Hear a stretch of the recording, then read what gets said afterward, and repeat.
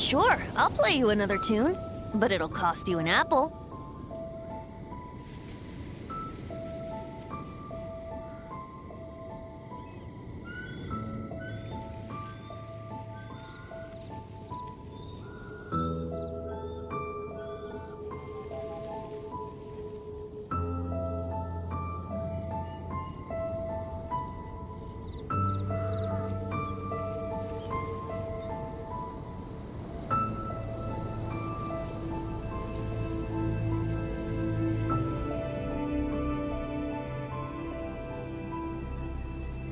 Right now, I wish I was sitting at the top of a tree, looking out over a meadow, cider in hand.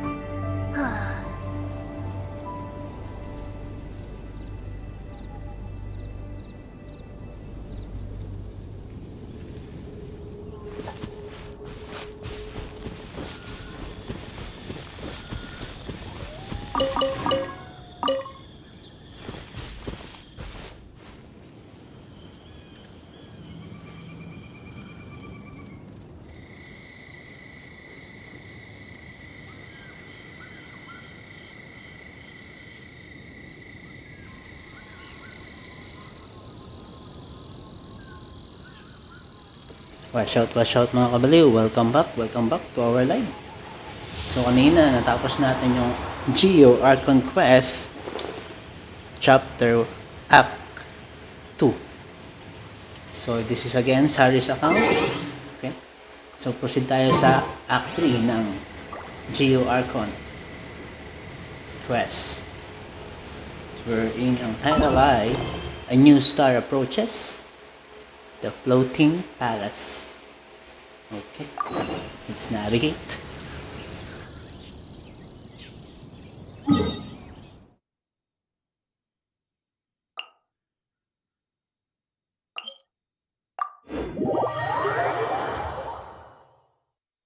So punta daw tayo ng Mount Tianhang. Para punta tayo sa Jade Palace.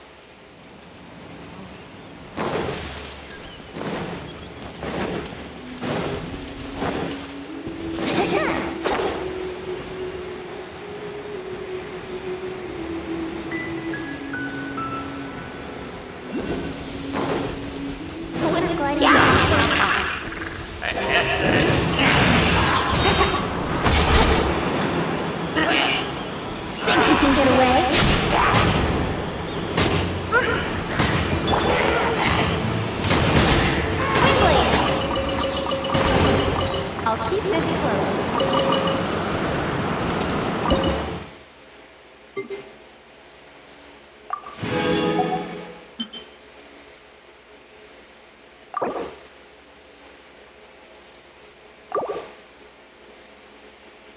Okay. So mga kabaliw, meron tayong nakuhang chest. Tayo. At sa liwe. Minamark ko na sa ano ko. Sa interactive map para sa susunod di ko na hahanapin pa. Mount Tianhang. Okay. Tapos merong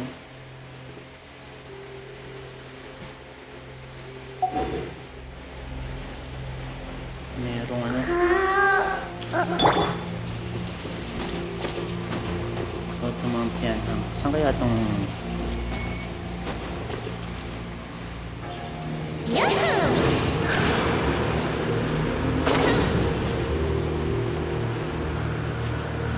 merong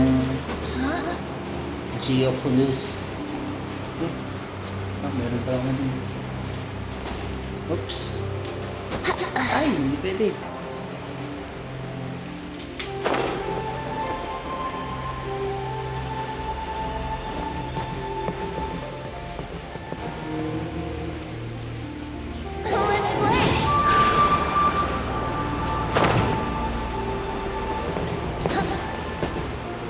Uy, may cutscene na. Look up there! That's the Jade Chamber! How do we get up there? This is bad. Paimon's supposed to be your guide, but Paimon doesn't know where the way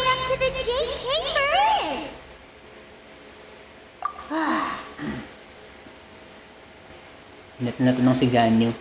Well, since we want to go to the Jade Chamber, heading to its location on the map is the sensible thing to do. Let's look around. There has to be a way up there nearby.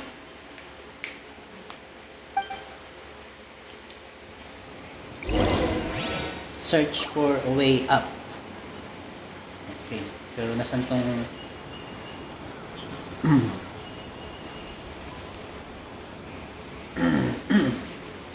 Geoculus? Sa taas? May Geoculus. Ay. May Ruin Guard. Palabanin ba natin? Palabanin ba natin yung Ruin Guard? Hey! Brace yourself.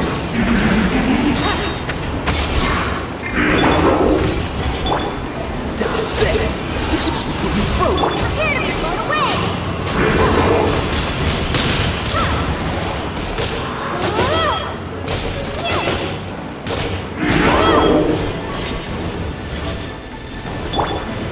As a good night should.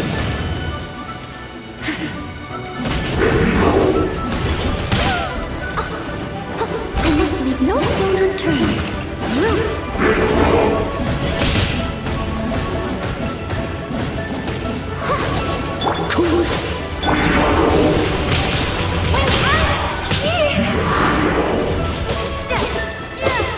Here we go!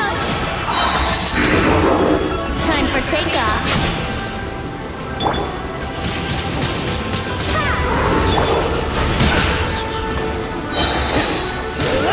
Leave it up to me.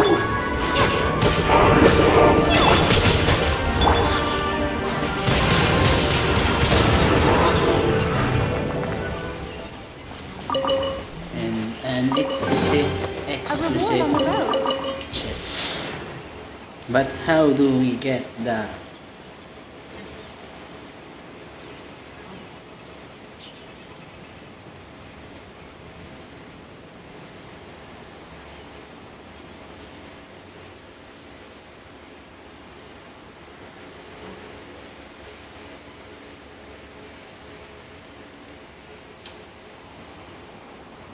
Geoculus? How can we get the Geoculus? It's not here. Maybe it's downside.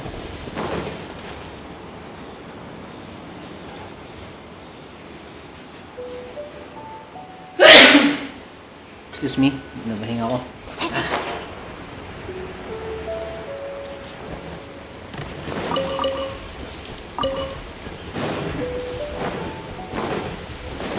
Search for the way up.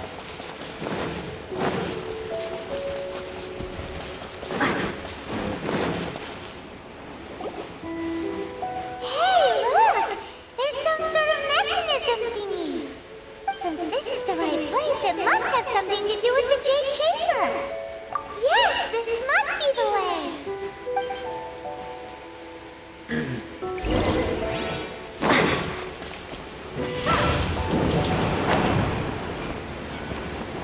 Oh, there's a chest.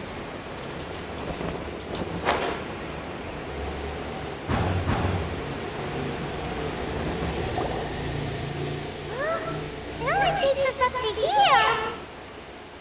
Aw, if that wind current was stronger, we'd be able to reach the top in one go.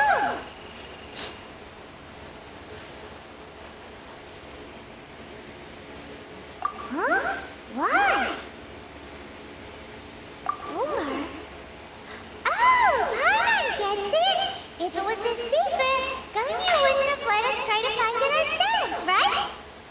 Alright, let's follow your plan. Then we can... Oh, hang on a moment. Look down there. Looks like we've gotten close to the Guizhong Ballista. Paimon has a new idea. Why don't we shoot you up to the Jade Chamber using the ballista? No. Paimon may have just forgotten to think about the safety measures. Oh, that's right. Now that you mention it, we could use the Guizhong Ballista to see if there's another way up nearby.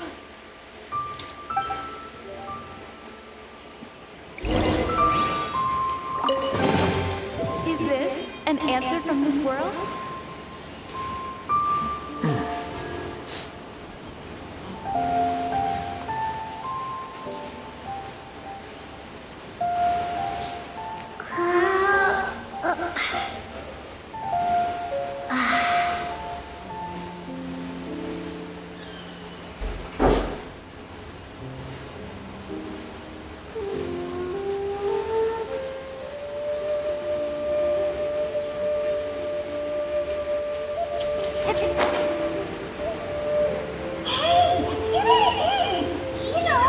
Shout out to Jan He. Thanks for the like.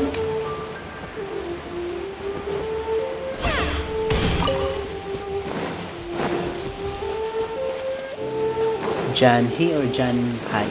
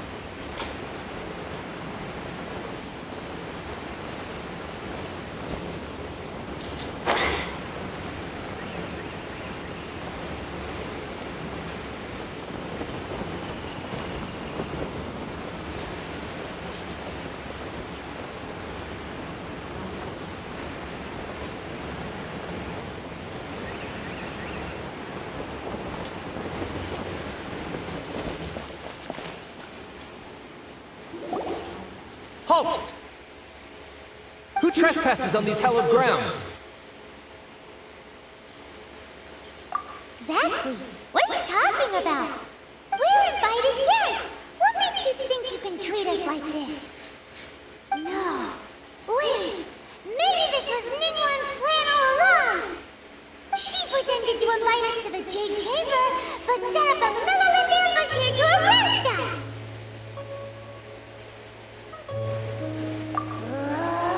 Now Paimon's mad. You, over there. This is a trick, isn't it? How shameless.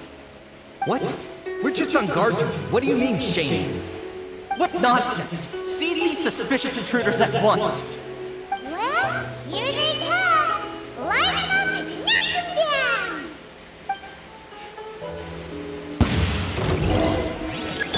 Let's play!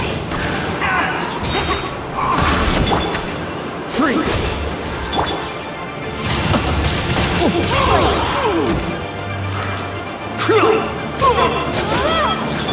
Steady as stone.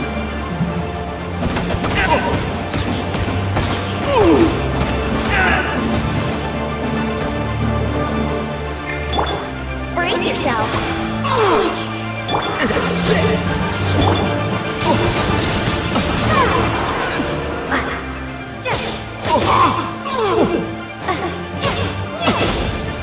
To arms! Take the target alive!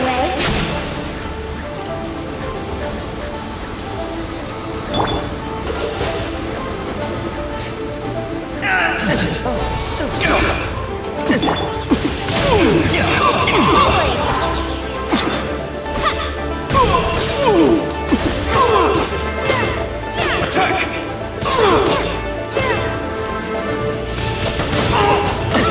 Take this!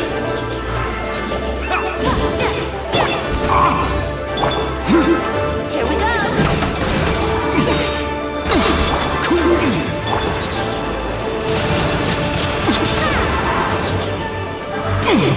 Blasted! Who goes there? Take the target alive!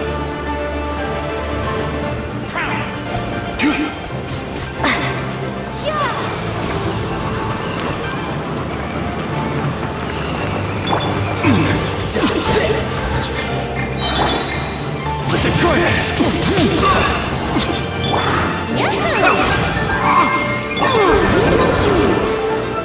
Attack! Tactical! Retreat! Take the target alive!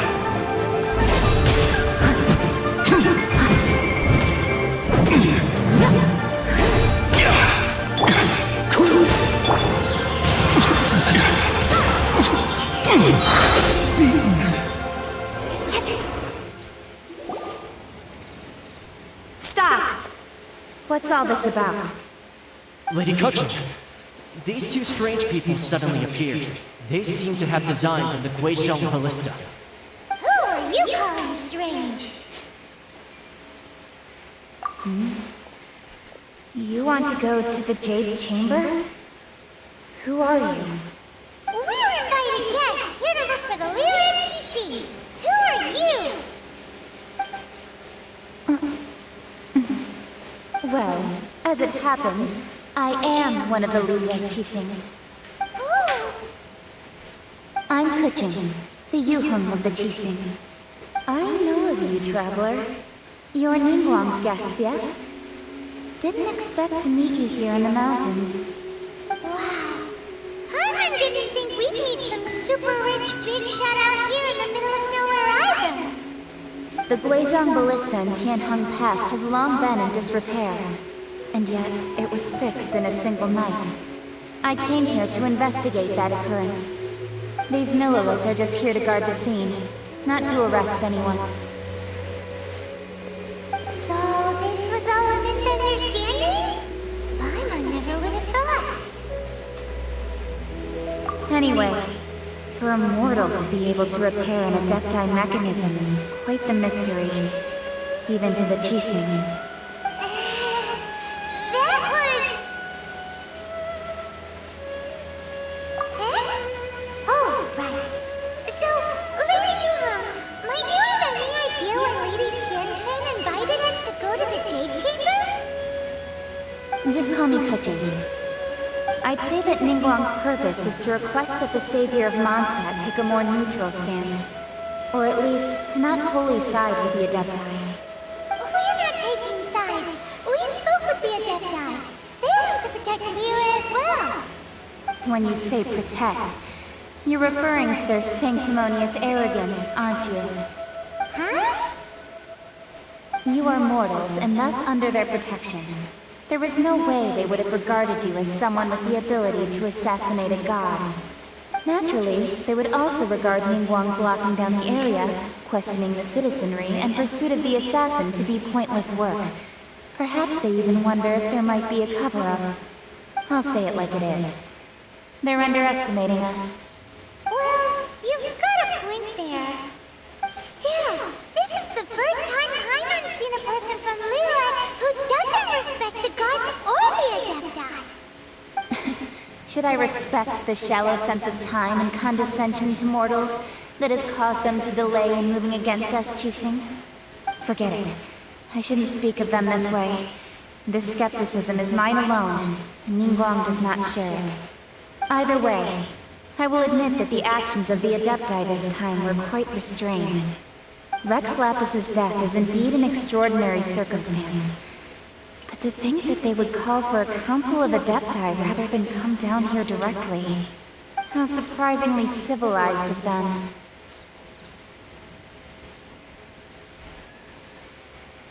Well, for Ningguang, she would talk anything and everything out if she could.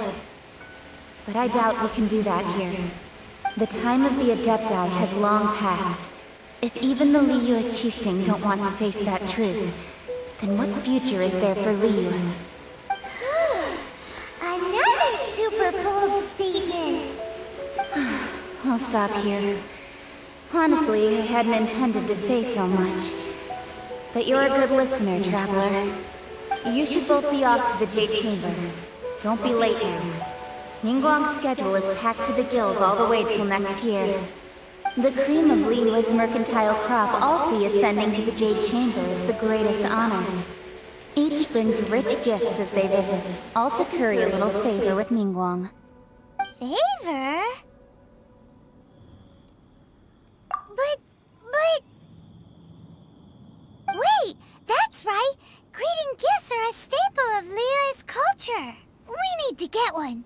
Not to curry favor or anything, just to respect Liyue's culture. All right. You can decide on your greeting gift yourselves. Let me tell you how to get to the Jade Chamber first. You didn't actually have to come to Mount Tianheng. Go back to Liyue Harbor. Find a guide at the Yuehai Pavilion, and... well then, May we meet again, traveler. Well, that Yuheng may not respect the gods, but Paimon thinks she's a pretty cool person. So, what should we give to Ningguang when we see her? Oh, right! Paimon dreamed of an amazing snack last night! Sugar-frosted slime! Paimon has a feeling that it would be perfect for a super rich person like Ningguang. Why don't we go with that for a gift? With a certain boom shakalaka, of course! Let's go gather ingredients! Time waits for no one, and neither will our riches.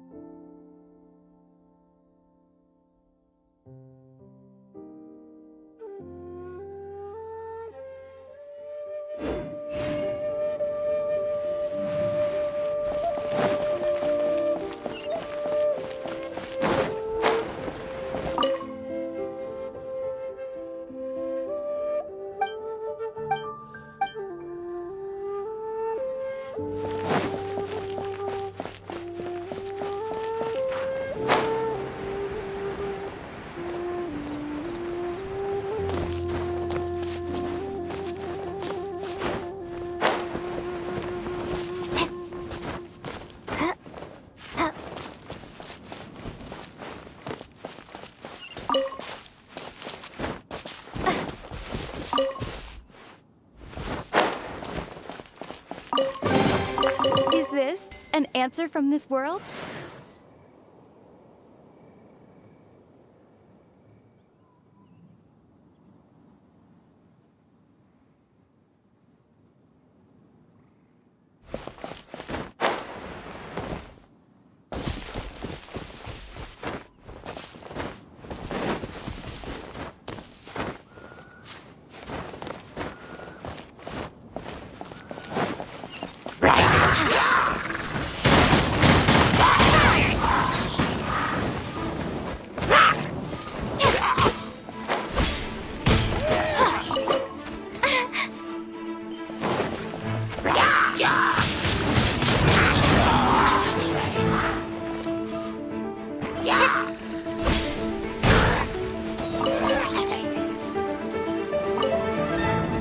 Brace yourself.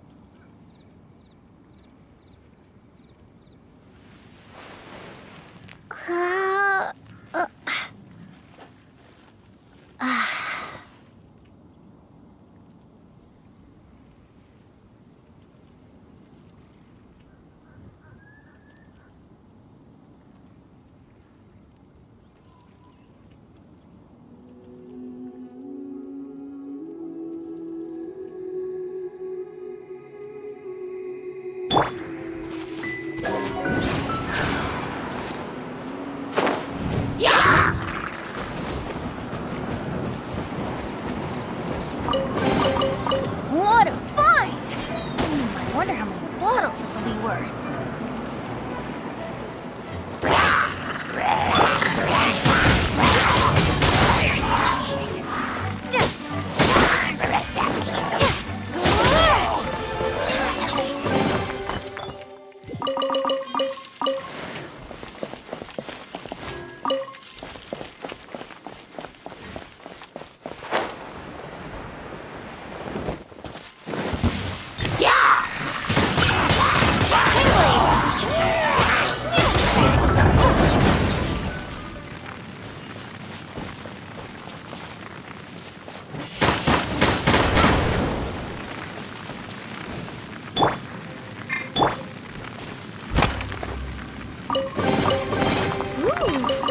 wonderful.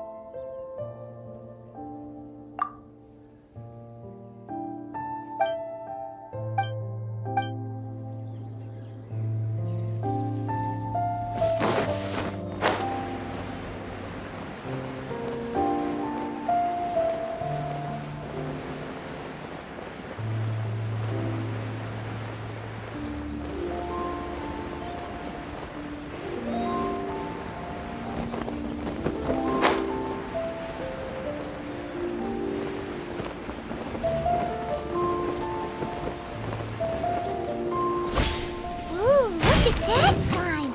It looks crystal clear! And very delicious! That's the one!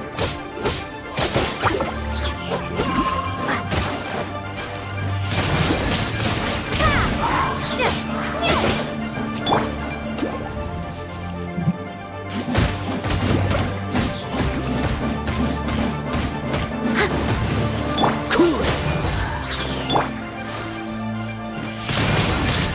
Wind blade!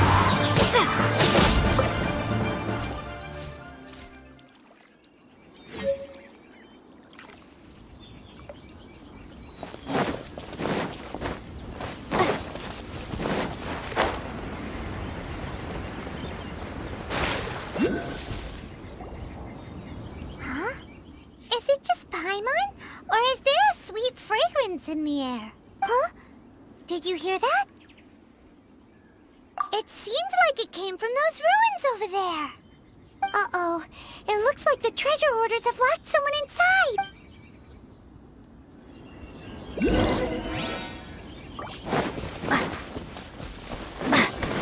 Blast!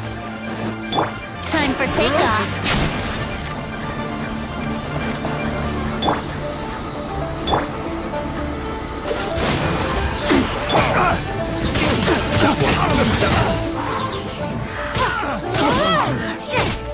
Comes the hunted.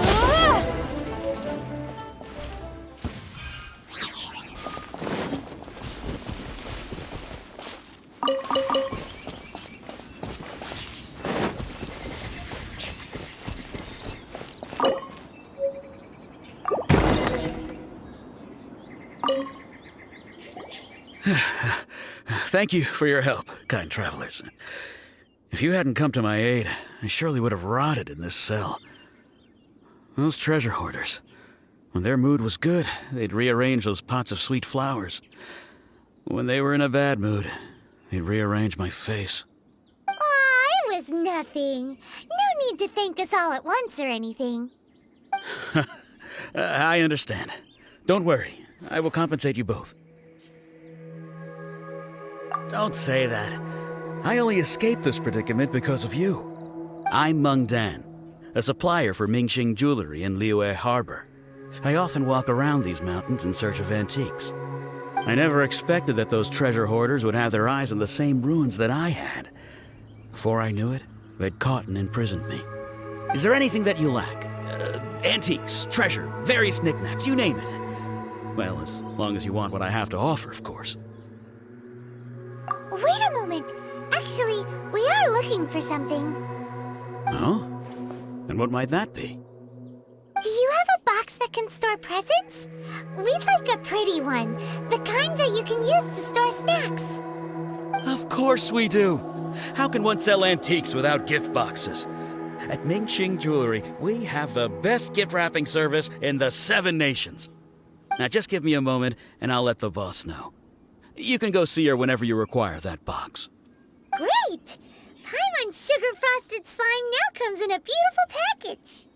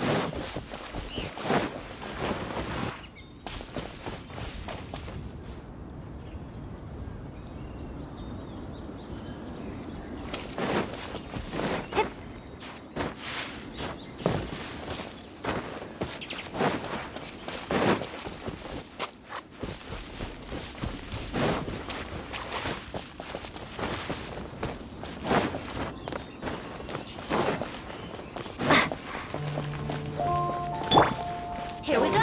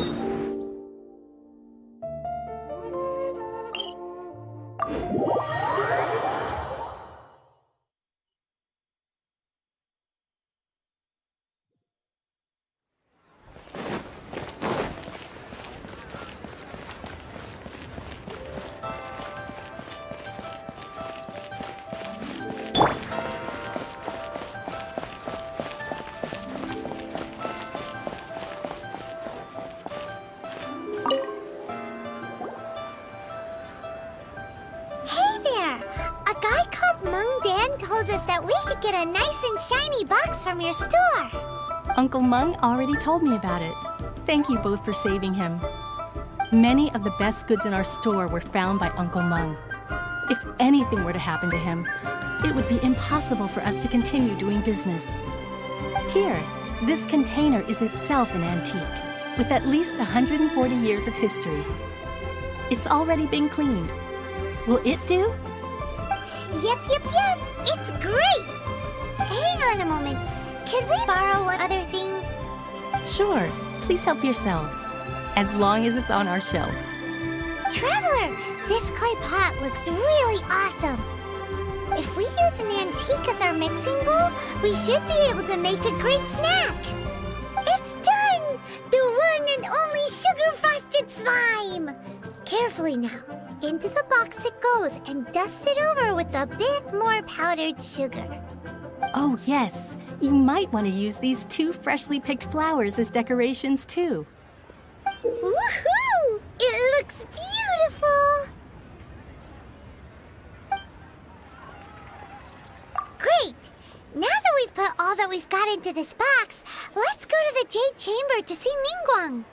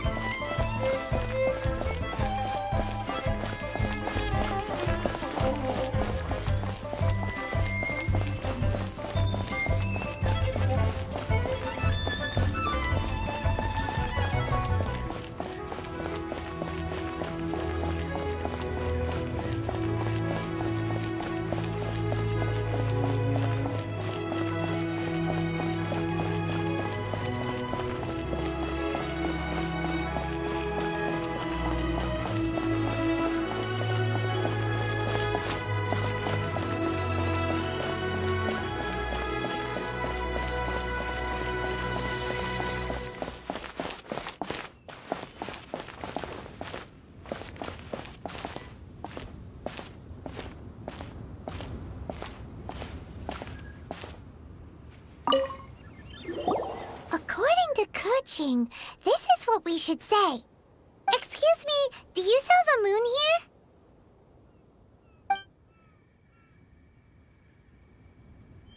Yes. How many would you like?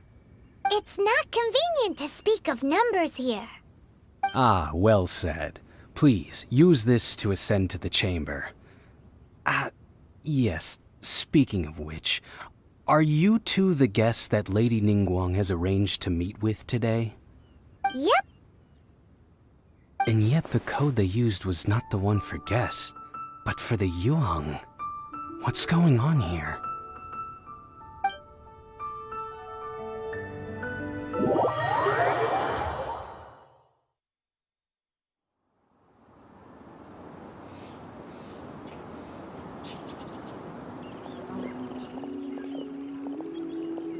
I've been waiting for you, returnee from Joyun Karst. It's Ningguang! Since this is our first meeting, we've prepared a gift. I hope you like it. Oh, for me. You have my thanks. It seems that I have made things difficult for you, considering that you were supposed to be my guests. Oh no, it's nothing. This palace floats in the skies, higher than the peak of any mountain. From this vantage point, one may survey all of Liyue. I have been gathering the funds necessary to build it from the time I began learning the merchant's craft. And since becoming the Tianquan, I have spared no effort in hiring the best craftsmen to constantly extend it. At first, it was but the size of one room. Now, it is large enough to blot out the moon in the skies above Liyue. One day, I believe it will overshadow all 7 nations. Not many from outside Liyue earn the right to ascend to the Jade Chamber. But I have been in correspondence with the acting Grand Master of the Knights of Favonius, who spoke highly of you. As such, I have been putting eyes and ears out ever since you reached Liyue. What? And I finally got wind of your movements when you were on the way to Wangshu Inn. Wait, was Vergoldet one of your people? Just Vergoldet? No. Everyone at Wangshu Inn is one of ours.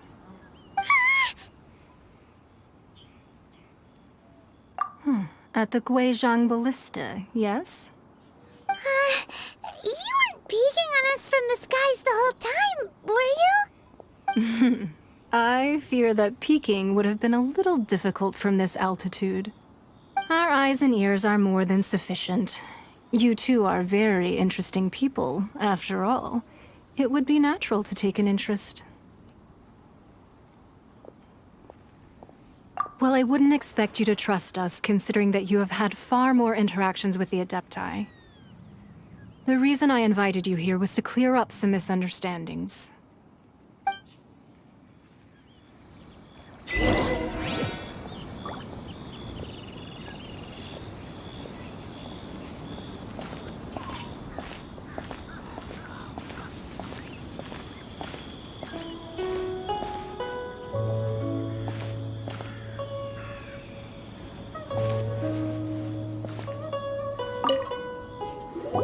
I believe that you've heard of the Archon War. Many gods used to walk this earth, and many long wars were fought between them that did not abate until 2,000 years ago.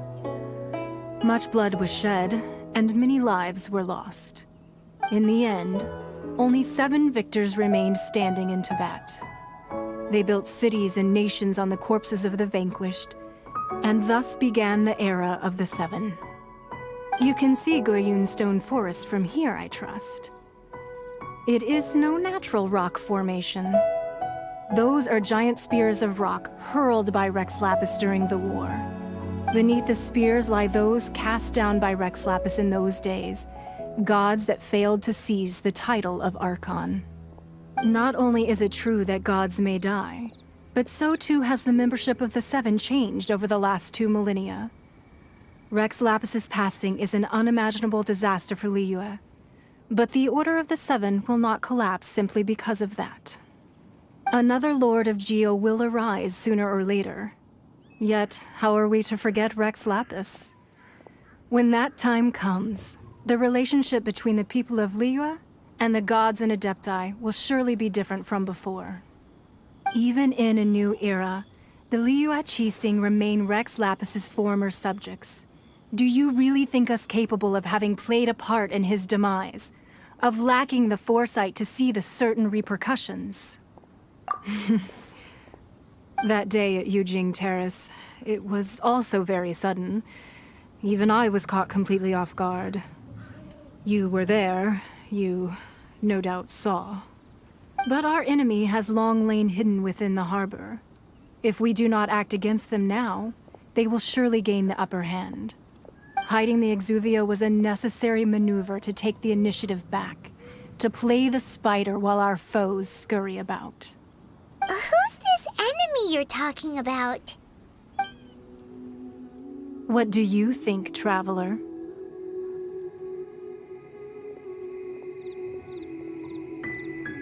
Huh? What are you two talking about? Well answered.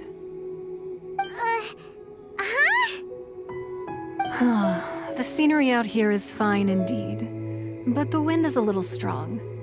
Our preparations to receive guests within are complete. So please, this way.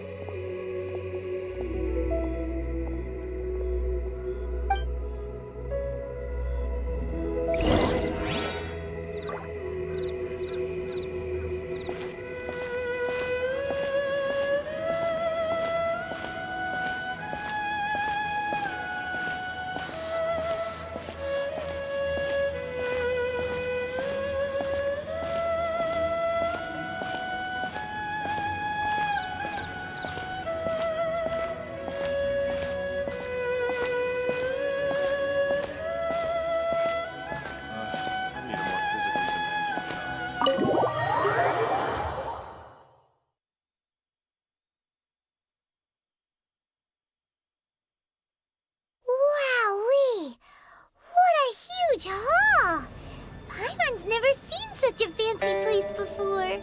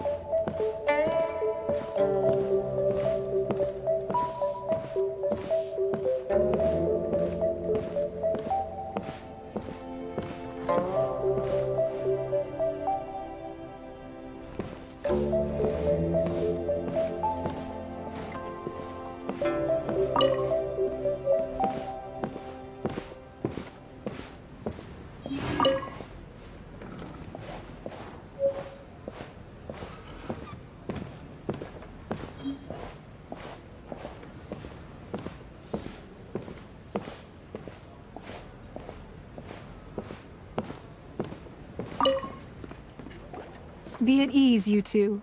Make yourselves at home if you wish. Can we really? I have invited you two here as friends. And when friends come over to play, our enjoyment comes first. Naturally. Ooh! Isn't this that legendary wall? Why, you've kept your ear to the ground, I see. That's because even the storytellers are talking about it. Everyone's after a piece of paper from that wall. It's super famous. That's because that wall records Leo's secrets.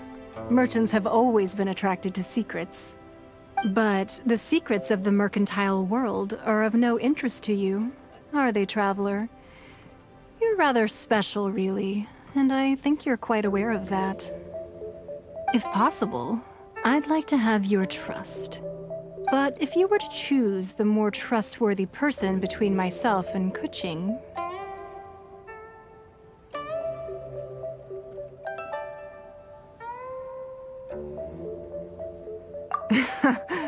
You'd pick Kuching? Nah, I had a feeling. I originally thought her a bit too hard-headed. With someone of her character on the Qixing, I've had some extra messes to clean up behind the scenes. But after she said those words, the time of the Adepti has long passed. If even the Liyue Qixing don't want to face that truth, then what future is there for Liyue? Well, I must say that quite a few of my doubts have been dispelled. I won't deny that Rex Lapis's passing seems advantageous to us. But, for Liyue's sake, we cannot allow ourselves to be shackled by rumors of our usurpation of power.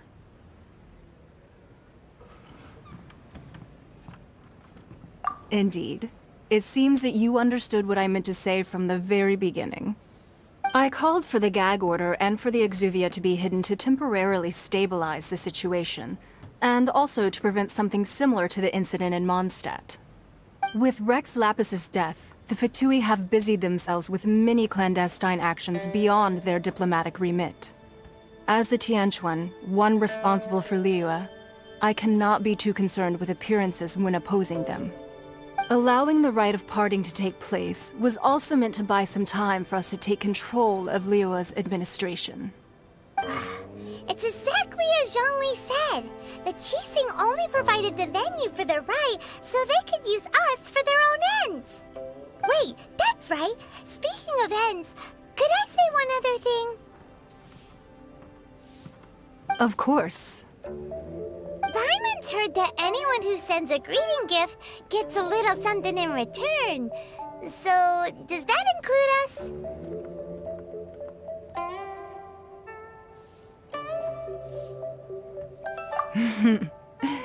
It's all right. I like direct people. Well, we have made quite a bit of trouble for you recently. How about this? You can pick any one object here as you please, and you may take it with you. Yay! Paimon was just waiting for you to say that! Let's see, what should we get? One of the sheets on that wall!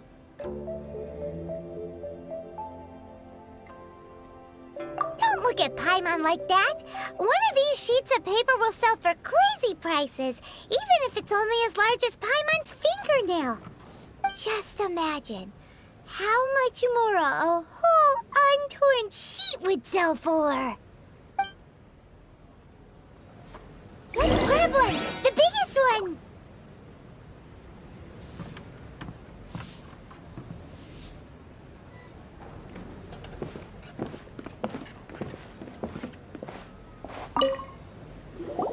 Huh? Well, that was an easy search. The biggest sheet is right up there in the most obvious spot. Let's go with that one. La la la la la. Let's see what's written on it. Huh? There's a place marked with a circle on here. Oh, could it be treasure? Whatever it is, it better make us filthy rich. Let's see what's written over here.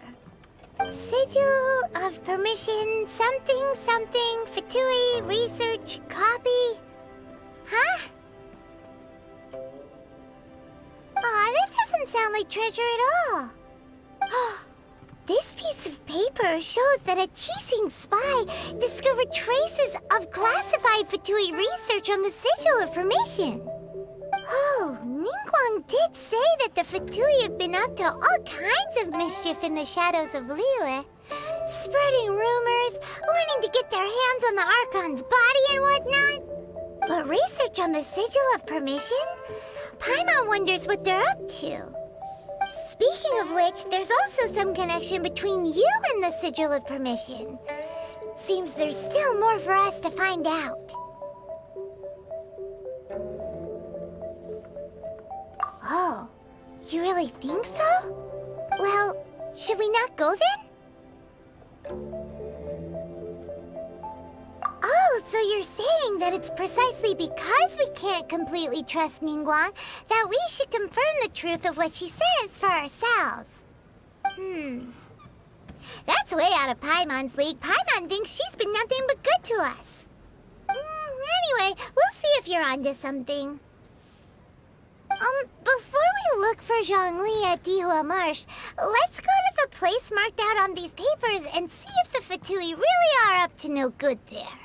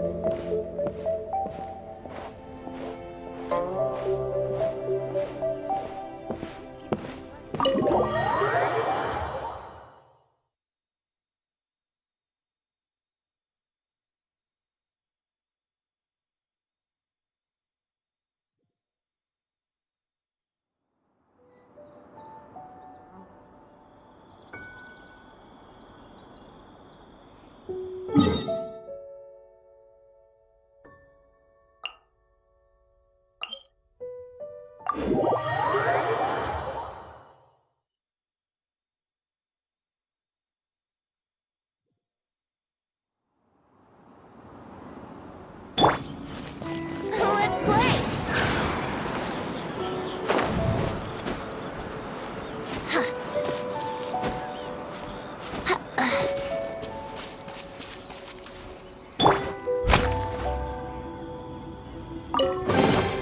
All in a day's work.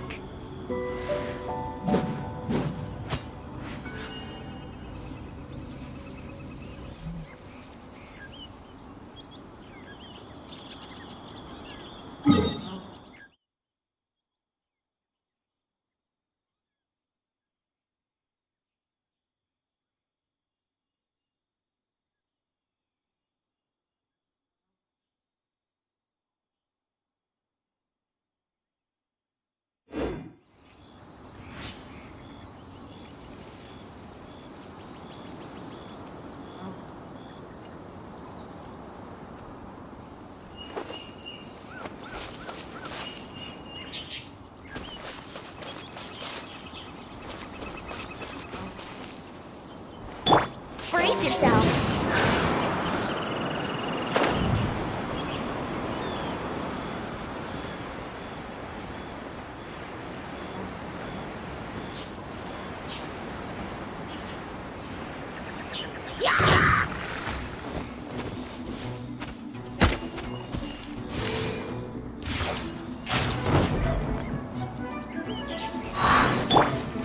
Dodge this!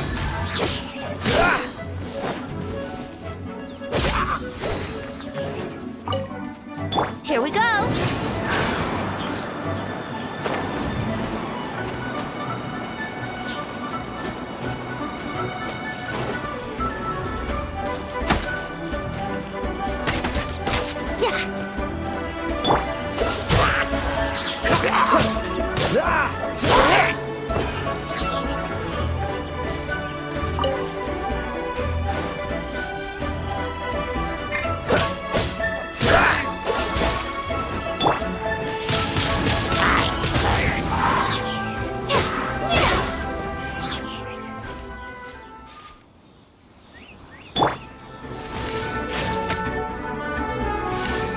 should be fun.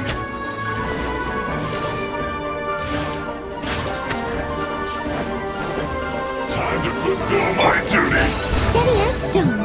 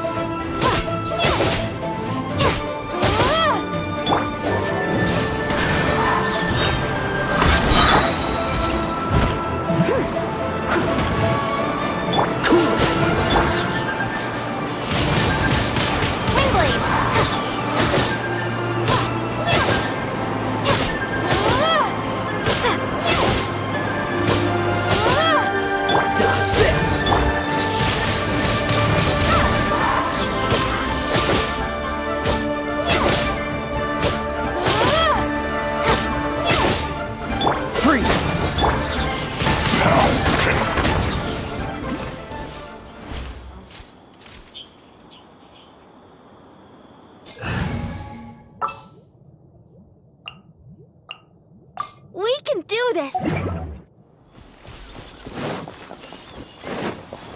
really were Fatui at the location written down on this piece of paper.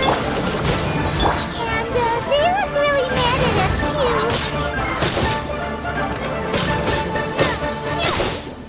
too. Come on! Let's move!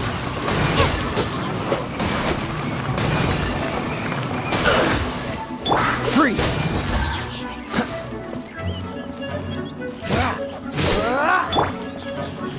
Detoxifying heat! You need to hurry up!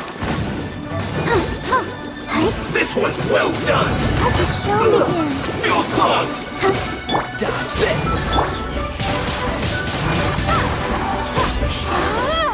Too low!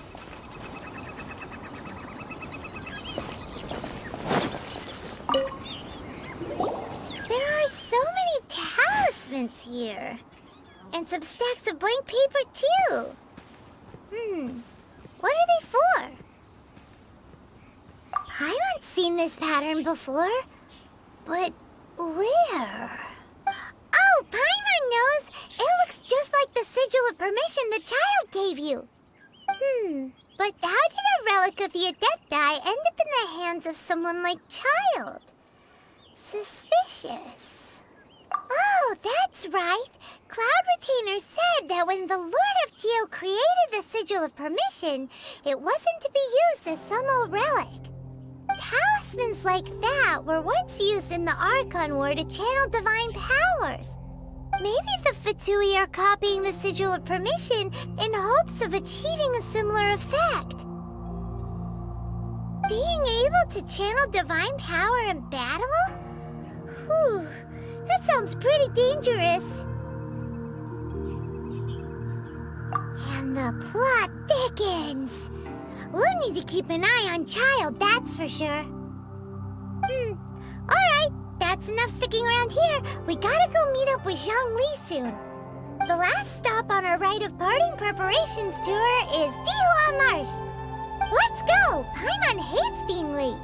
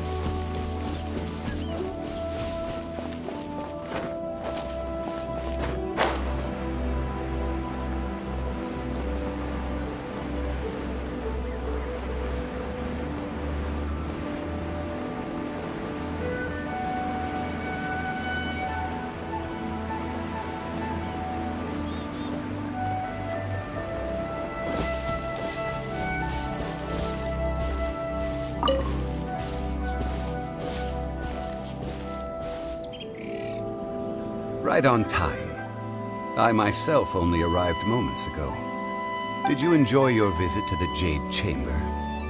It was so big and pretty and expensive. Paimon's never seen such a fancy schmancy place before. Indeed. It's second to none in all of Liyue. Then you met with Ningguang, I trust? What did you talk about with her? She's super rich and so generous. Paimon thinks she's very friendly. Yeah, her take on Ningguang is quite different from Paimon's. She thinks that even the tactless Yuheng is more trustworthy than her. Oh, so you also met with Keqing then? What did she have to say? She said the time of the Adepti has long passed. If even the Liyue Qixing don't want to face that truth, then what future is there for Liyue? No respect for the divine. Indeed, contrary to the ever-bold Keqing, Ningguang is more of a businesswoman at heart, though they are both members of the Qixing. Although she's friendly, there's no way of clearly discerning her true intentions. Yes, she has only relied on herself to rise to her current position. No ordinary person could ever achieve that. It's said that she's the one behind the constant expansion of the Jade Chamber. It's the second most important thing to her. Even if she ever gave up the position of Tianquan, she would never give up the Jade Chamber. The Jade Chamber is only second. What's the most important thing to her then? Why, Mora, of course. All Ningguang talked about was the Fatui this and the Fatui that. She said that after Rex Lapis was murdered, the Fatui have constantly been trying to sink their fingers into Liyue, and that they aren't to be trusted. That is how the Fatui have always been. It doesn't surprise me in the least.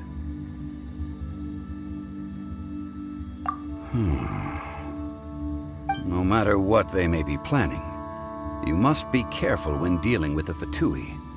Always be on your guard. So, is there anything we need to get for the rite of parting in Dihua Marsh? Yes, as a matter of fact, there is. Today, we'll be gathering wild glaze lilies. Glaze lilies? Well, why did we come all the way out here? Doesn't the garden in Yujing Terrace have some? Even Qingse Village has glaze lilies. Oh, right! Paimon remembers that Madame Ping is always tending to flowers. Maybe we could ask her. No. Those lilies have all been gardened by people. They won't do it all. Dihua Marsh used to be full of glaze lilies. It is a sort of joyful flower that listens to human song. Before the Archon War, Dihua Marsh was all dry land and fertile soil. But the war caused landslides, and the land was flooded, turning it into the marsh you see now. Nearly all the glaze lilies were wiped out. Of course, there are some kinds of flowers that have been preserved and gardened by people in the city. But very few people know that glaze lilies may still be found in the wild. Wild glaze lilies have the strongest fragrance. If we want to follow the true tradition of the rite of parting, we must grind up the wild lilies and place the powder in a censer of everlasting incense.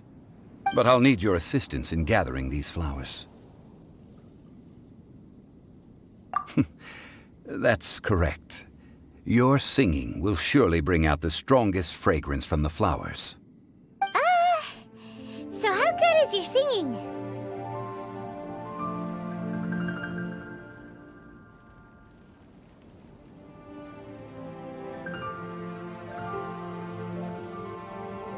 Really?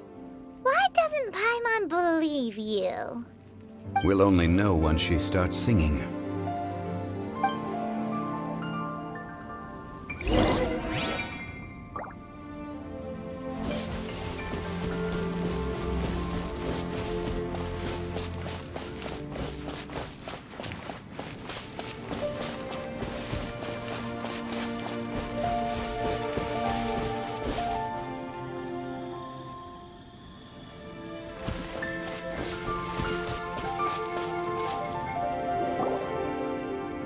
Time to sing whenever you're ready.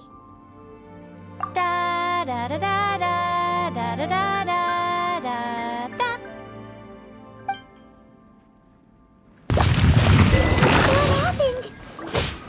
These flowers are jumping. They look really angry. Is this because you sang a song from Mondstadt that they don't understand here in Liyue?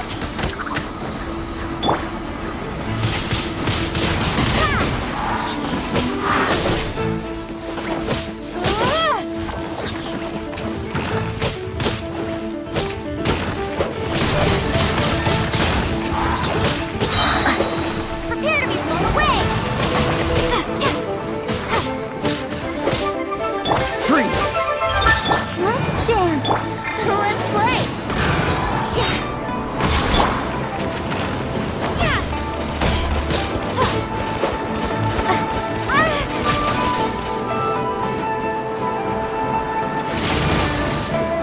Windblade!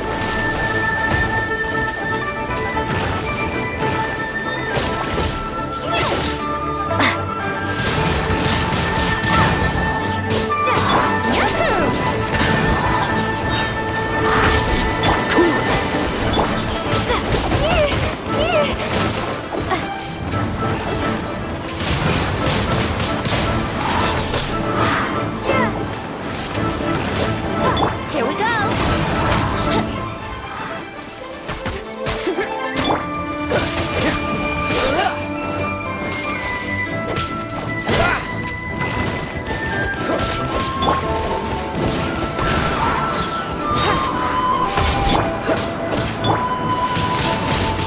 Windblade! Maybe I wasn't meant for this one.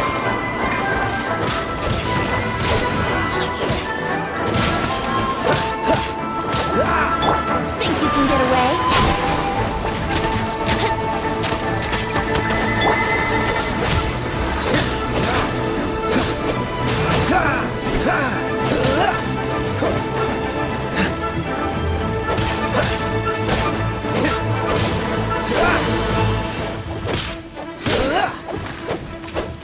What's that?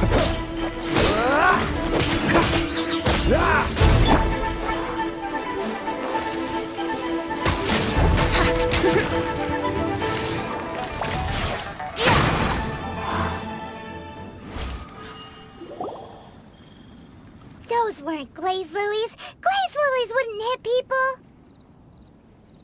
This little monster is known as a whopper flower. Strange. These petals look interesting. The glaze lilies used as a disguise were buried with the whopper flower for too long.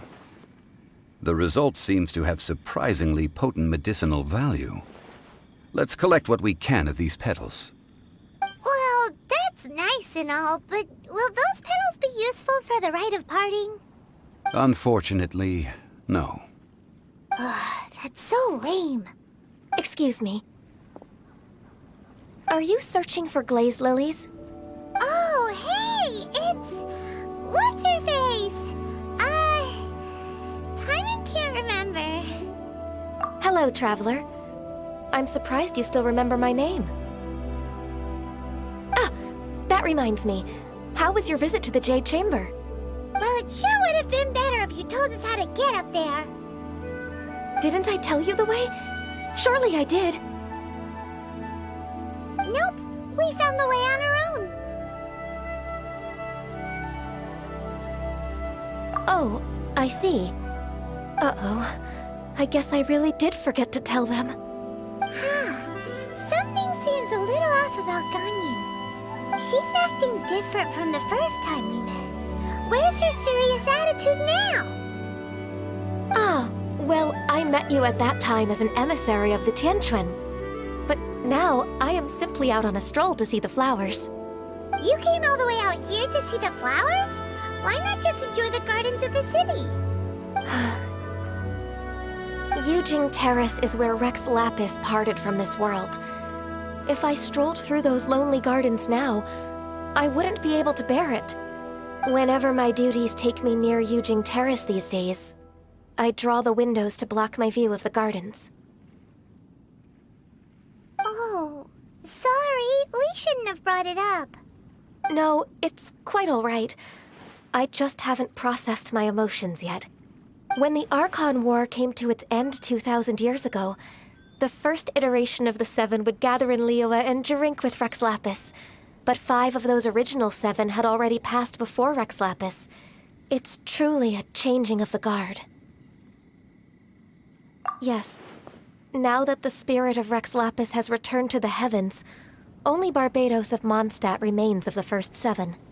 The other 5, including Inazuma's Raiden Shogun, are no longer the same friends from 2,000 years ago. Of the current 7 Archons, the youngest is Sumeru's god of Dendro. She is merely 500 years old, whereas Rex Lapis was more than 6,000 years old at the time of his passing.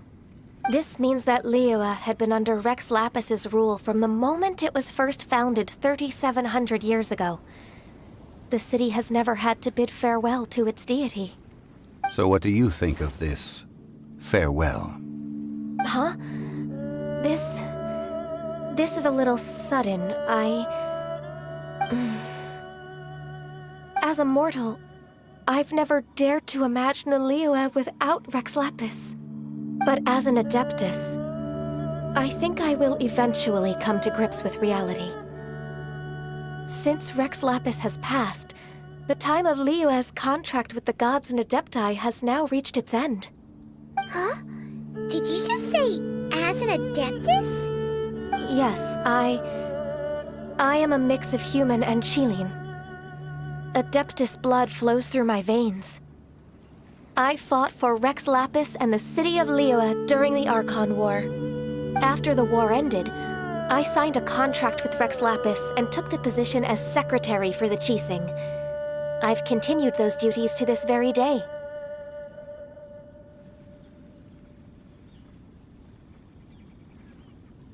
Well, let's save that conversation for another day. You say that you are here looking for glaze lilies? I also know where wild glaze lilies can be found. See, I've just picked one myself. Here, you may have it if you wish. We dare not refuse it. Oh, so did you sing a song before you picked the lily? Indeed, I did. I know this tradition well. In fact, I sang a local Liyue ballad to it. Wow, so you really know your stuff, too. Thanks, Ganyu. No, it is you who I should be thanking. If not for this chance meeting, I never thought that I would be able to contribute to the upcoming farewell for our ancient lord. If you would excuse me, I should return to my work now. Good luck. And that just about does it. Our preparations for the rite of parting are mostly finished. Given the ease of picking glaze lilies, I think this was a fitting end to our tasks, in more ways than one. Yeah, Paimon can already imagine him starting a business in Liyue. I've had enough ventures in my life already. Beginning a new undertaking is always difficult at first, and requires no small amount of effort. And once business is at full steam, the stress of it all only wears away at you over time. So you must be careful to take the time to step back and re-examine yourself. If left unchecked, the wear and tear on your heart may go well past mending. Wow. See? Xiaoli sounds like he's already seen it all. Alright, I think it's about time we head back to Liyue Harbor now.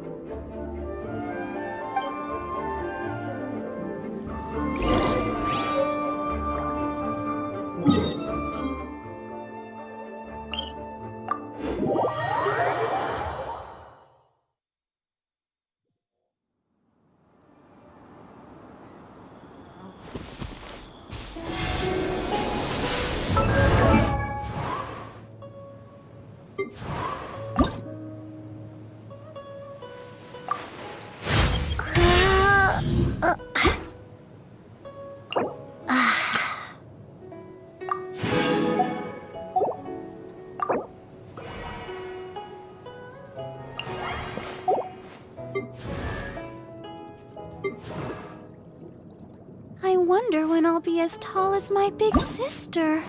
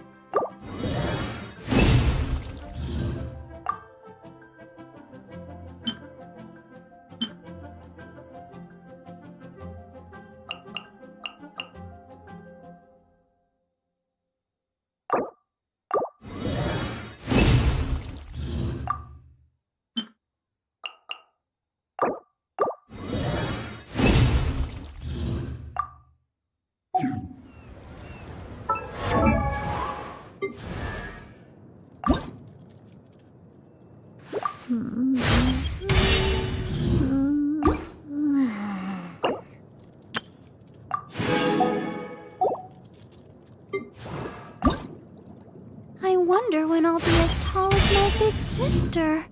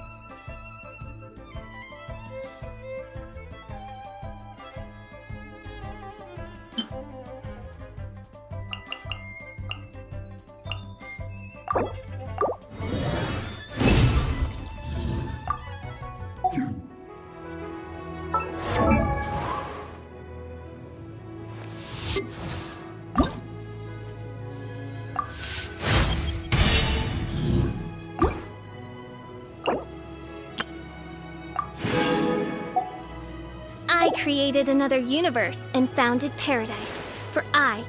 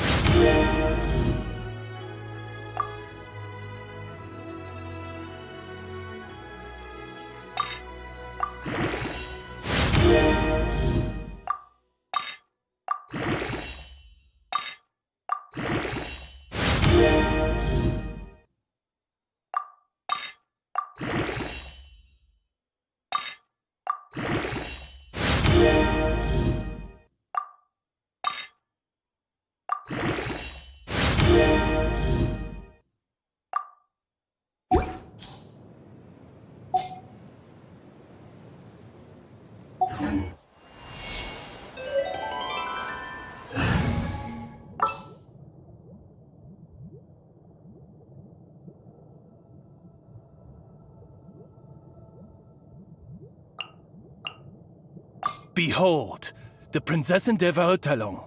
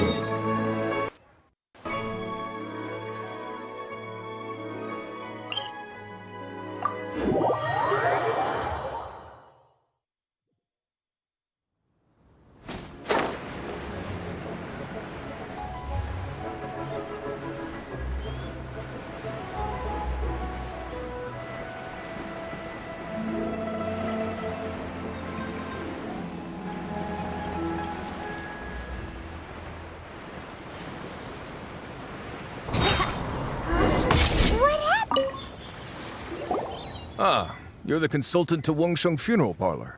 Mr. Zhongli, I presume. The Millilith are watching our every move now. These are desperate times. We mustn't act rashly.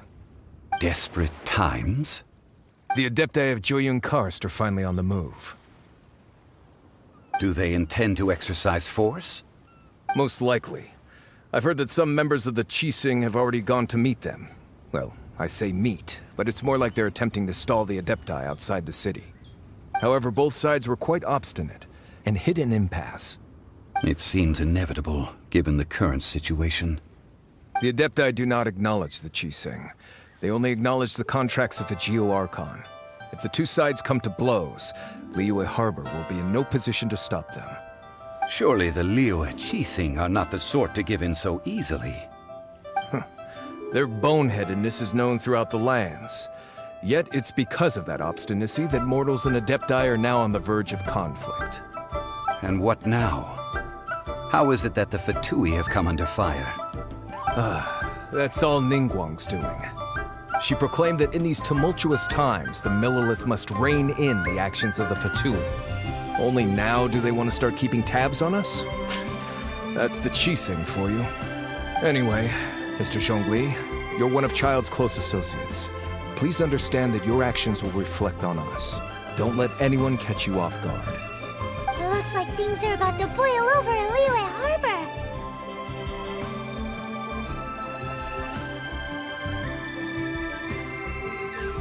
Do you intend to use your neutral identity as an intermediary between both sides? Or will you use your sword to turn the balance? Neither path is an easy one. Oh, by the way, Mr. Zhongli, we've heard that the Wangsheng funeral parlor has also been caught up in all of this. They're currently squaring off with the authorities at the gates. Things are taking a turn for the worse. I'm afraid I must leave now to handle things back at Wangsheng funeral parlor. I hope that Master Hu has been able to keep things under control for the moment. Consider your next course of action carefully, Traveler. If you're trying to prevent an explosion, it may be wisest to look for the fuse first. Having connections with the Fatui seems to be quite the double-edged sword. So what does Zhongli mean by looking for the fuse? Oh, Paimon gets it. If there's anyone that wants to see the whole city turned upside down, it's definitely him. He must be waiting for the moment when no one is watching to do something really bad. But where could we find him now? Where would he go at a time like this?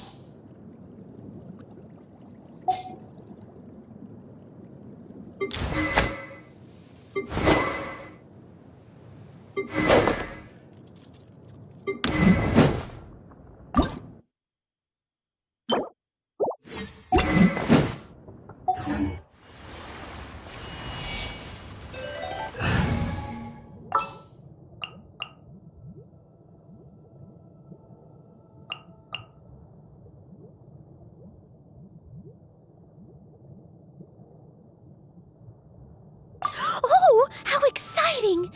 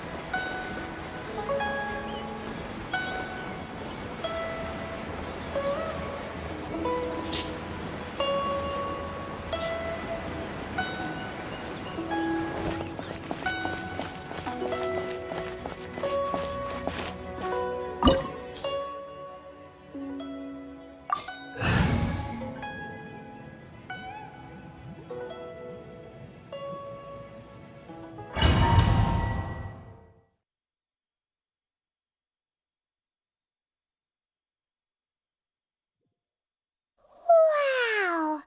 This is the Golden House? It looked impressive enough from the outside, but who would have guessed that it was even fancier on the inside? And so full of Mora! This is where all of Tibet's Mora is minted, right?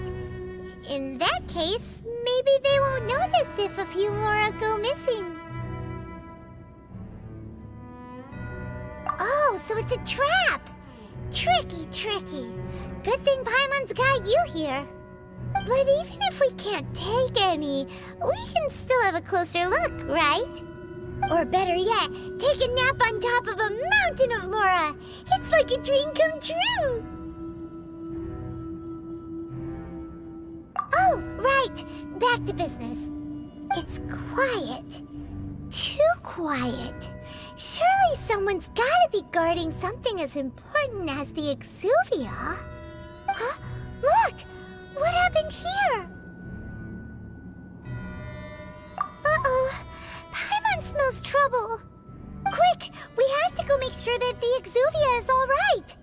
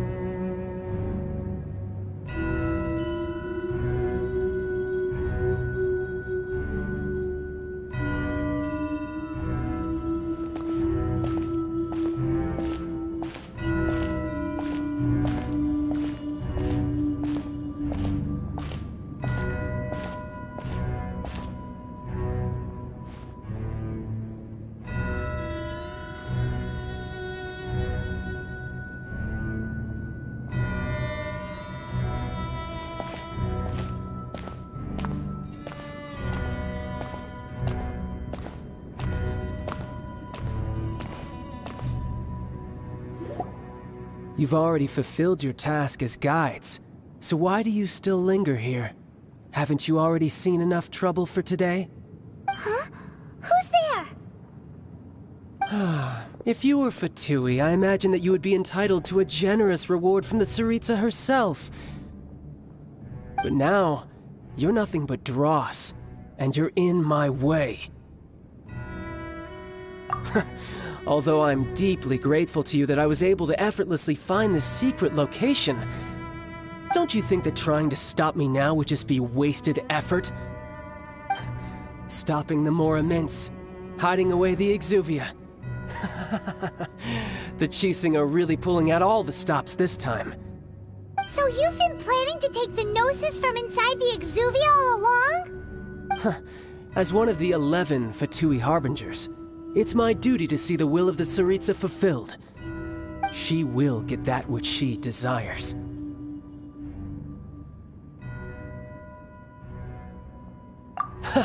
I'm not asking for your blessing, and there's nothing you can do to stop me anyway. The time for discussion and diplomacy has already passed. I mean, if it were up to me, I would have skipped that stage to begin with. But I'm willing to do as the Tsaritsa deems fit. Either way, we now come to my favorite part. A simple pleasure, and one that I am oh so delighted to be sharing with you. The battle. Battle? So you're the type that goes looking for trouble, huh? You could say that. When Signora offended the deities outside the cathedral in Mondstadt, she swiftly left the scene once her mission was accomplished. Instead of confronting you directly, she chose to rely on the snow and ice to make her escape. She wouldn't want the knights to come running towards the sound of battle now, would she? When she faces a worthy opponent, she will prioritize her mission, weigh the outcomes, and consider the consequences of her actions. But as for me, the greatest pleasure of being a harbinger lies in crossing blades with strong opponents. We won't let what happened in Mondstadt ever happen again! Oh, so you intend to fight me? Good. I won't kill you, Traveler. I'll just play along, to feel the thrill of battle. Besides, you could never defeat me, not even in your wildest dreams. But hey, try to relish the fight anyway, because if you ask me, without that, what else is there? Fighting talk, I love it! Now let's see you live up to it. This chance is hard to come by, so show me all you've got. So very few ever get the chance to square off with the Fatui Harbinger. So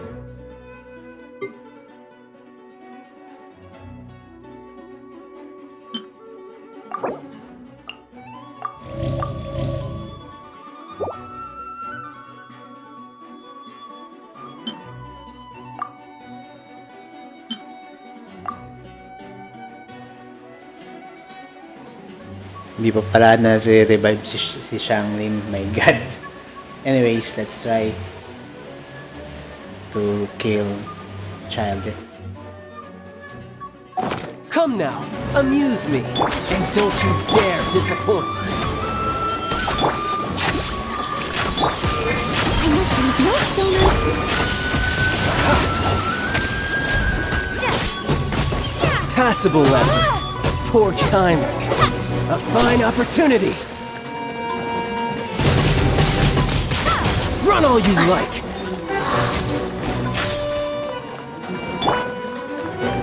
How unbecoming.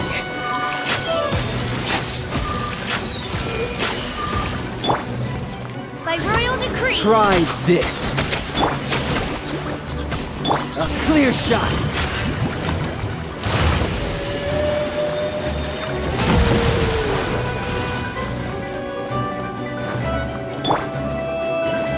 Cowering already?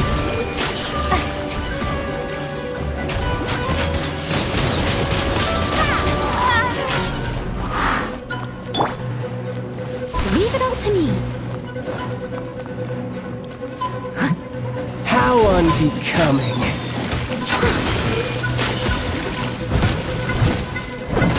He's so quick to flee.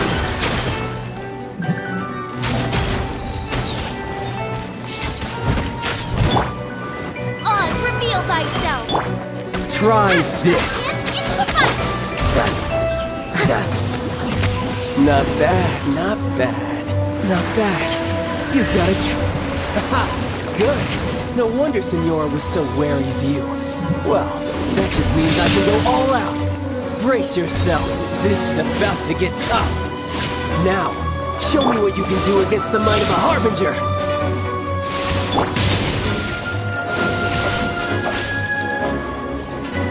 No use hiding back there! Wingblade!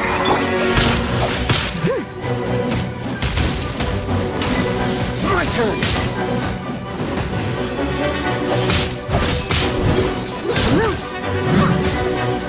All you do is run! No use hiding back there! Help!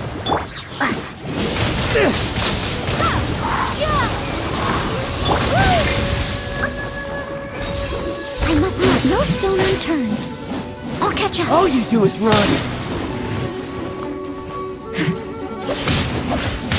Raging tide! I'll crush you! By royal decree, into the fire! No use hiding back there! Something else catch your eye?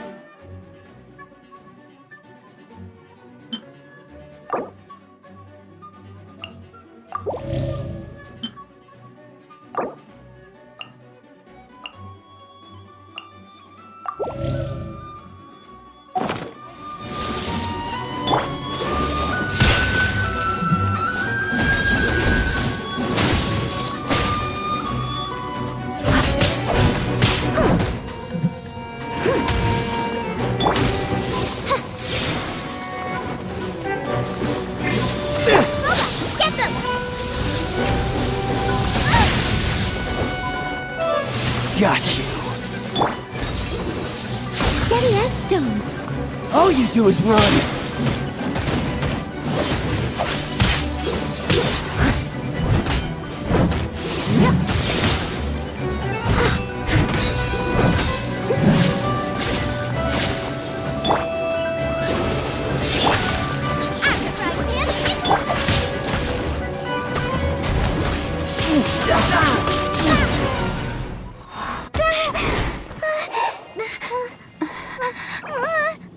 Not bad. Your swordsmanship is quite impressive. But that's about as far as you'll get.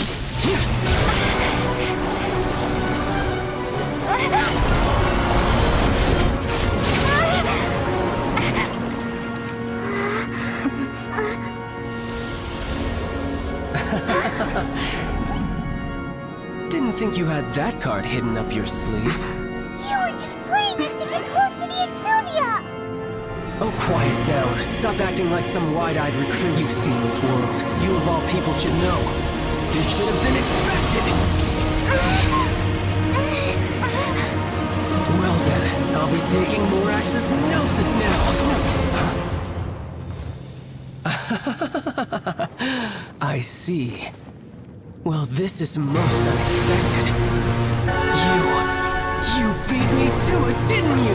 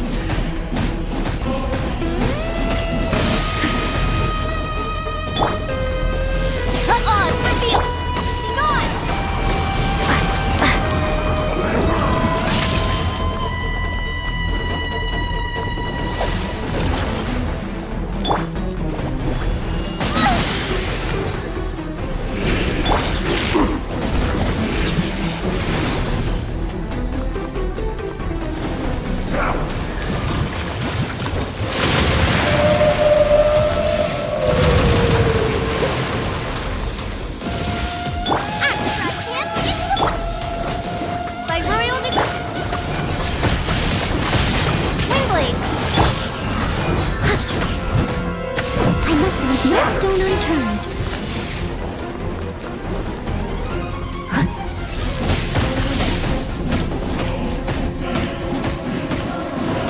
Die here. Nice and spicy.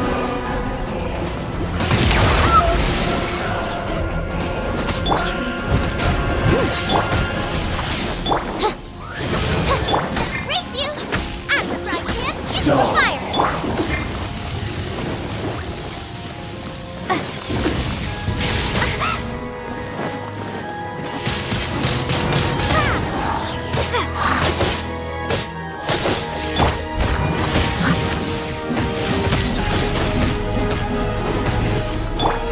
Get them!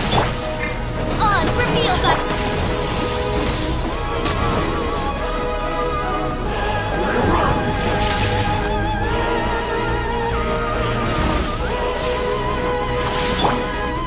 Time to clean up! I'll catch him! By royal decree!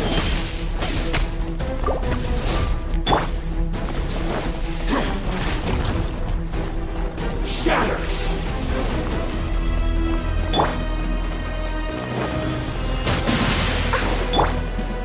Die here. Insubordination!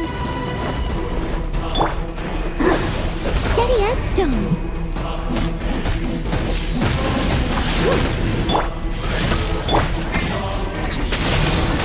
Some you win, and some you lose.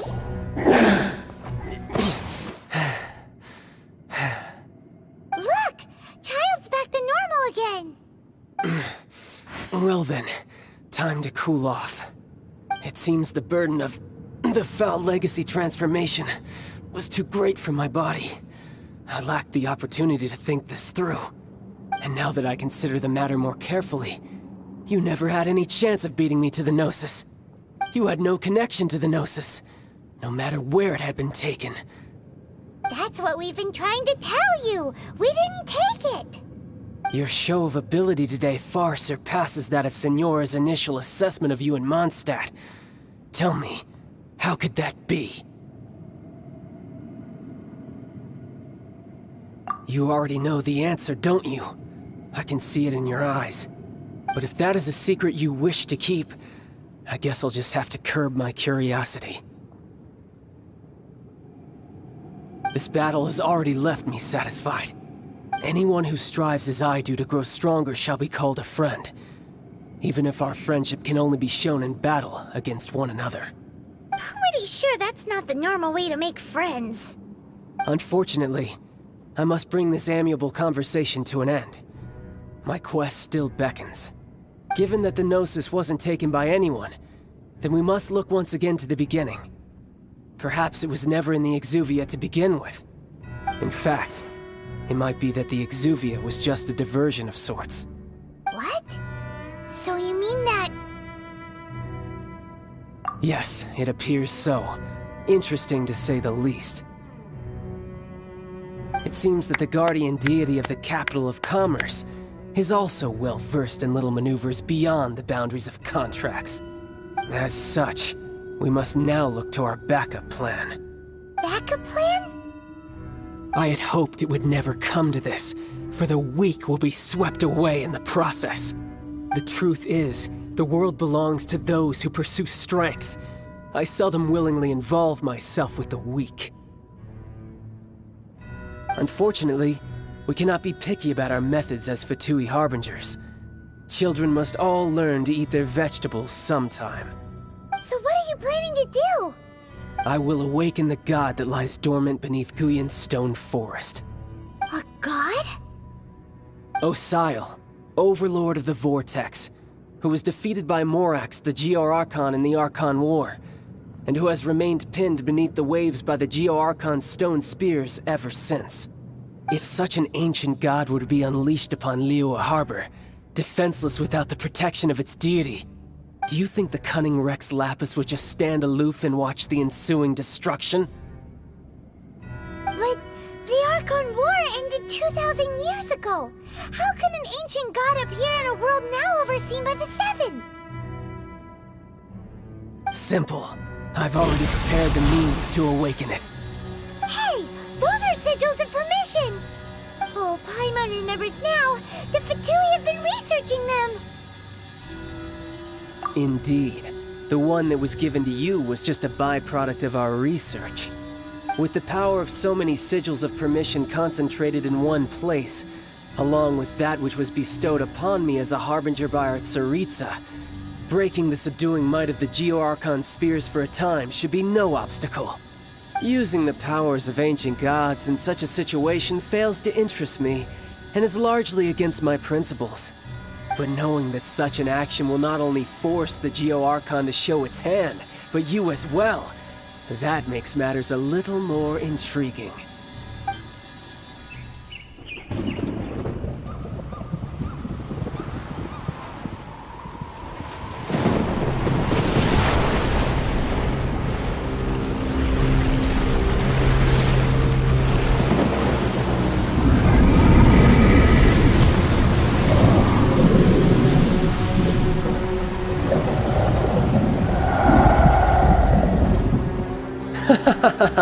Let's see.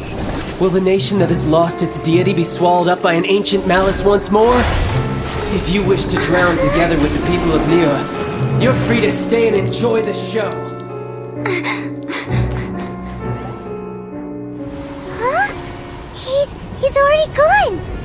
That guy is fast! What's going on?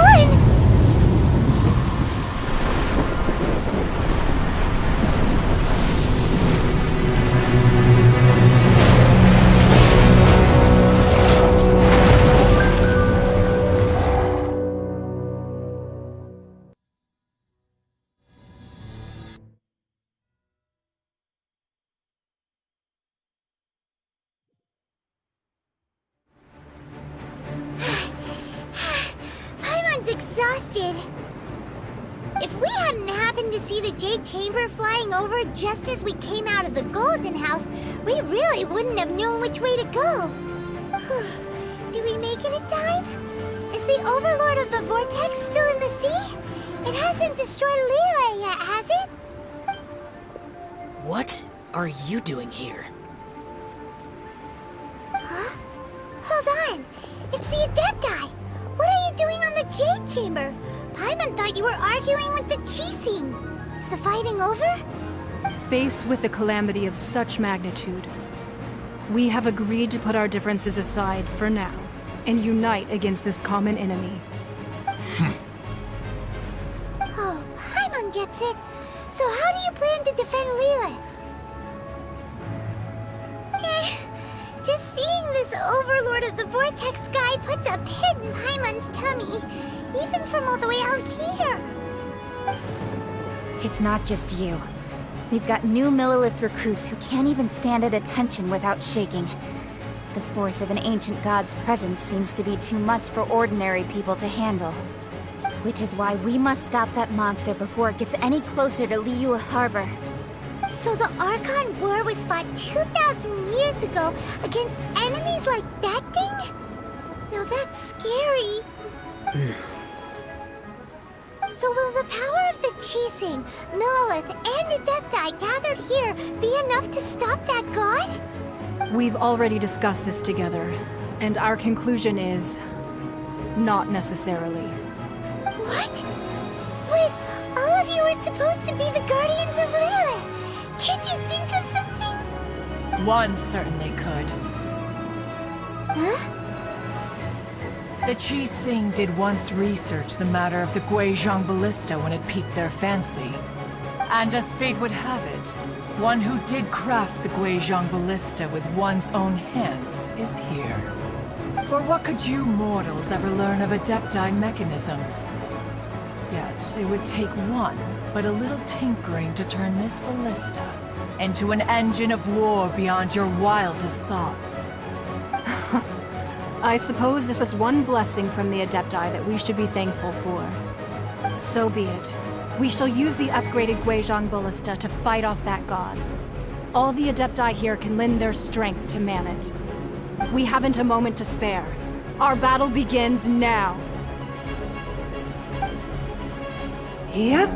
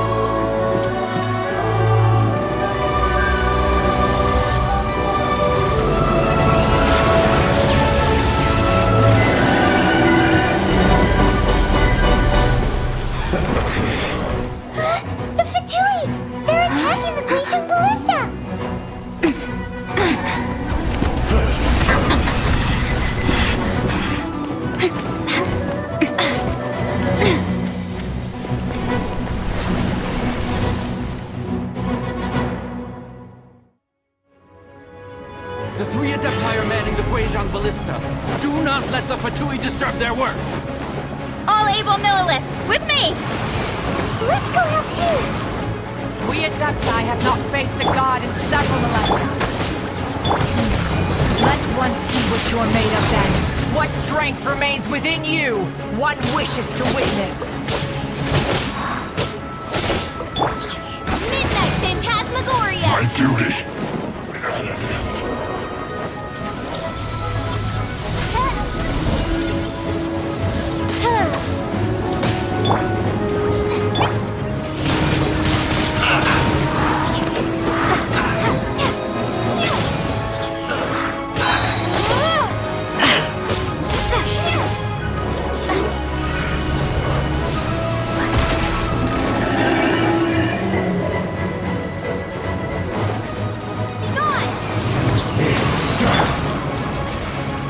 Rest for the wicked. Steady is. Killjoy! You only just calculated.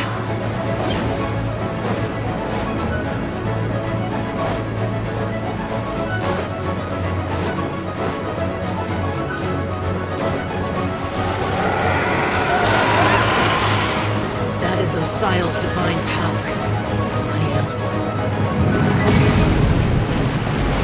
Be careful not to get hit.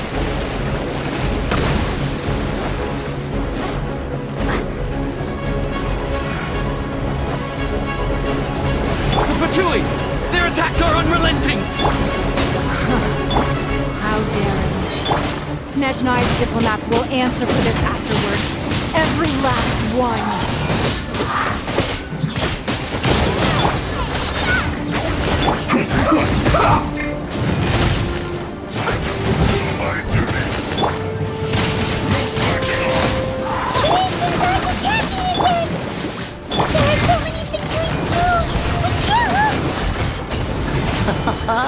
Were you about to say we can't hold them, children?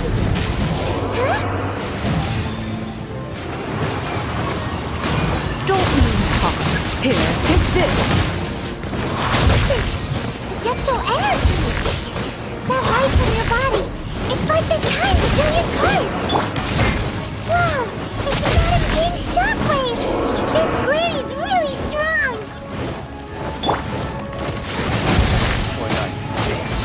My duty. I summon Windblade! Miscalculated.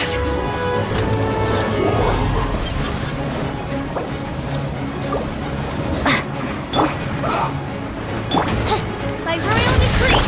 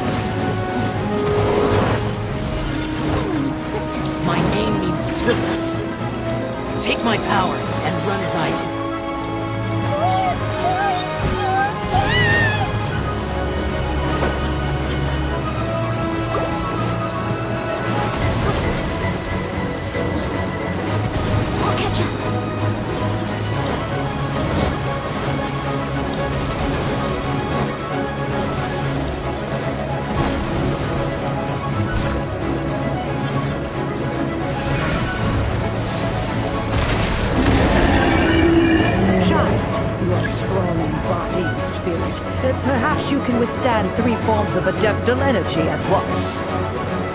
This will hurt a little. Please forgive us. Once you've adapted, try to make something of that.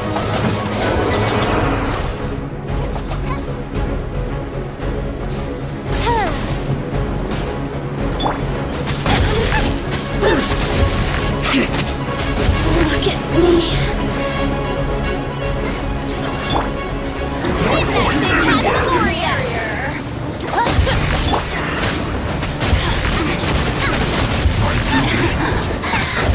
To descend! Leave it up to You're toast! Disgusting. Race barrier! Exercise caution. I fear that the god's power has reached its peak. In other words, if we hold here, there's nothing worse to come, right? Yes, looks like I went too far. The barrier! This isn't good.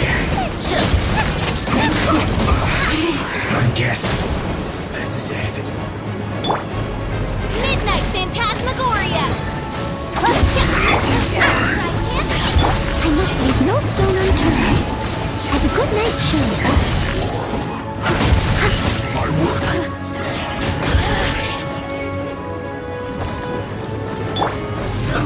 Let's move. The barrier!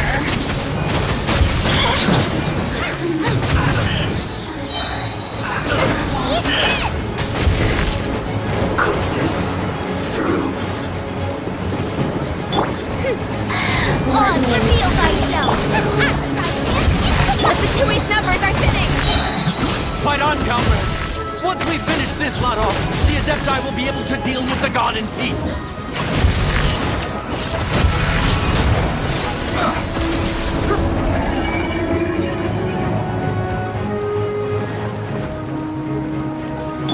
As you wish.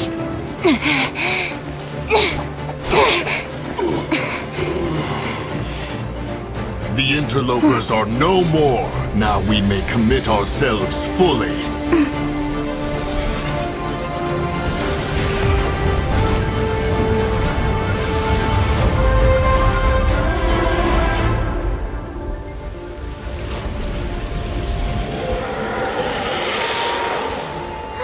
It's working! We just need to keep this up!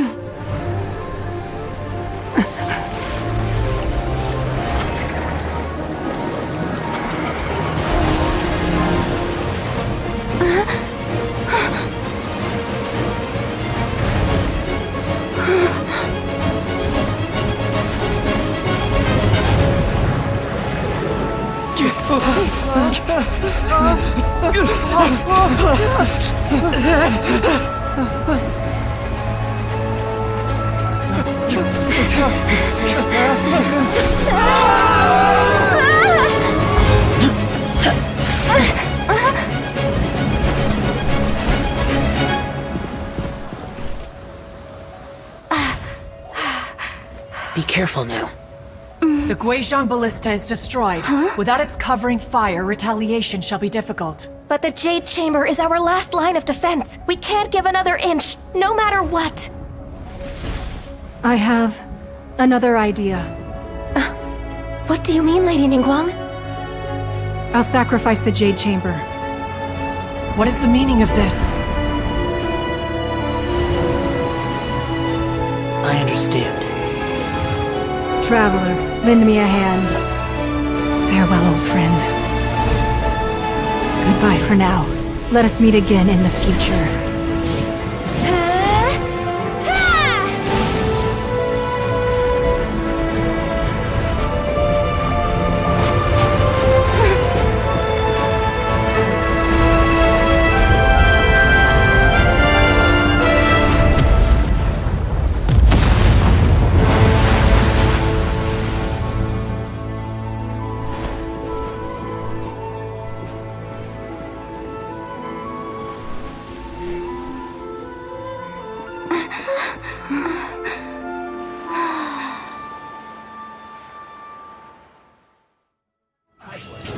Miscalculated.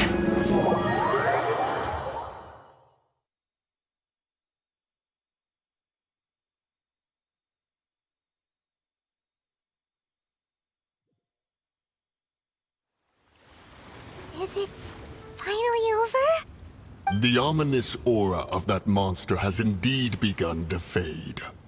The effects of the Sigil of Permission last but a short time. It will be some time before the Overlord of the Vortex can make any waves again. We are indebted to you for your assistance. If the Adepti hadn't happened to be here, the future of Liyue Harbor would surely have been in great jeopardy. Save your flattery. We didn't just happen to be here. Surely you won't pretend to have forgotten the reason for which we came. Come now. There's no need for such harsh words, Cloud Retainer. I've heard that when Ningguang began learning to do business, she had already started setting aside part of her then limited income in preparation for building the Jade Chamber. At first, it was only the size of a small room, but with continued expansion, it has become the palace that lies before you now. It is a testament to Ningguang's entire life, both as a businesswoman and as the backbone of the Liyue Qixing. Seeing the Jade Chamber destroyed in the defense of Liyue means much to her. To me, such cooperation and sacrifice deserves at least some recognition, don't you agree? Well, I was really hoping you would say that such sacrifice could at least be used as some leverage in our negotiations. Thank you all for hearing me out. We know very well why the Adepti came here today. But please forgive us. We cannot yield to your wishes. Oh? 3,700 years. According to our records, the Adepti signed a contract with Rex Lapis to protect Liyue 3,700 years ago. Even to this very day, Liyue and its lands have stood the test of time, immovable as stone, just as it was thousands of years before. This is truly no small feat. But that does not mean that the Liyue of today is the same city as it was all those years ago. Do not merely cast your protective gaze upon the land. Instead, focus your sights on our city and each of the citizens that dwell within it. Are you questioning our means of protecting Liyue? I mean no offense. I simply hope that our Adepti forebears would see Liyue in a new light. Forebearers, you say? One doubts you would be fit to be part of such a lineage. This morning, Rex Lapis appeared to me in a dream. What? In the dream, I yearned to tell him that we Qixing, though mortal, are equally bound to the contract. Each passing generation of the Qixing leaves many things of value to be inherited by the next generation. I also thought to tell him how the past generations of Qixing had strove under his rule to survive in our mortal world, establishing a network of contracts which has since come to be known as trade. But I dared not speak. I could only gaze at him in silence until the moment I awoke. Oh, Ningguang. Yet another perspective. What are you trying to say, Outlander?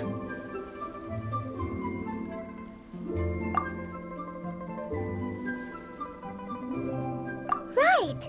That's something that happened in Mondstadt. It's a story about the Four Winds and the people of the Animal Archon.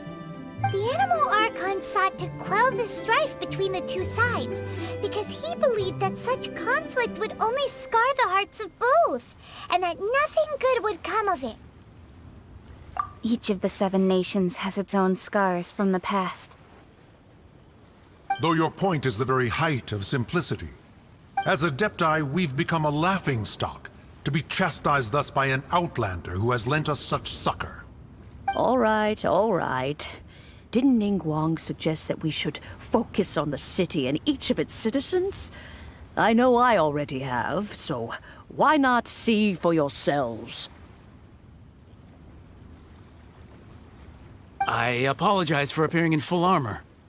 I am afraid I cannot show the proper courtesies. And who are you? I am Feng Yan, a sergeant of the Millilith. I have come to extend my thanks to the Adepti.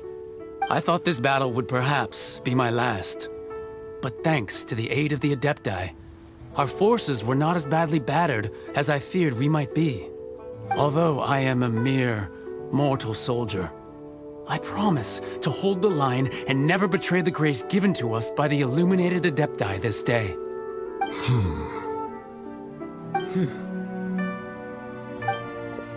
Huh? Why does everyone look so down? Didn't we just beat that big monster? Weren't you frightened, dear? It was quite the predicament. I wasn't afraid.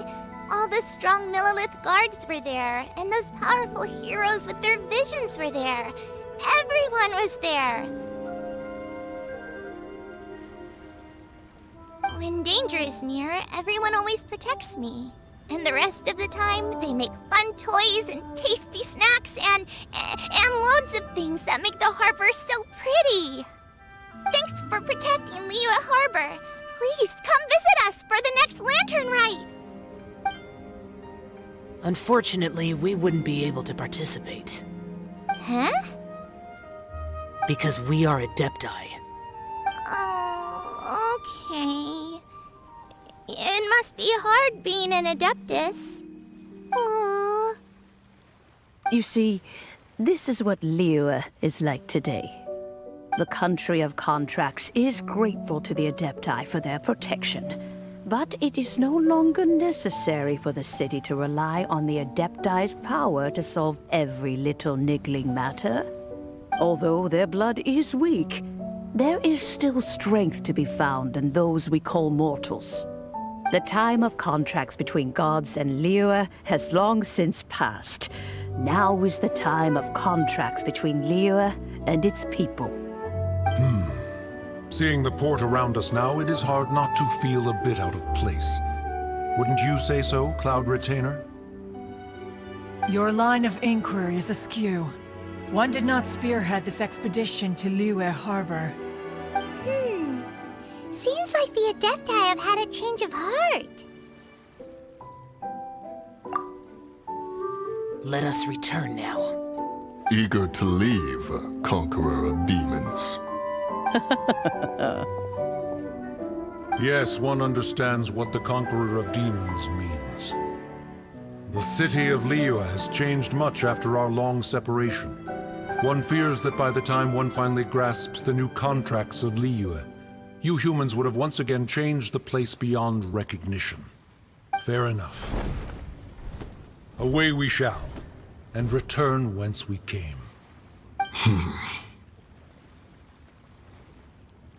Since we Adepti have consensus, then one shall persist no further.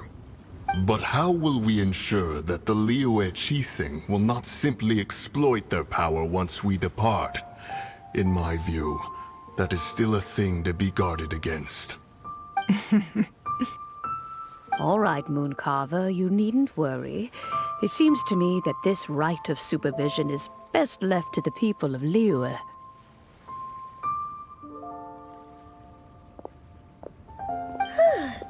Looks like the conflict between humans and Adepti was avoided. All's well that ends well, huh? Oh, right! It's nice that we've got peace and all, but we're forgetting one thing. Child wanted to unleash the god so he could lure Rex Lapis out.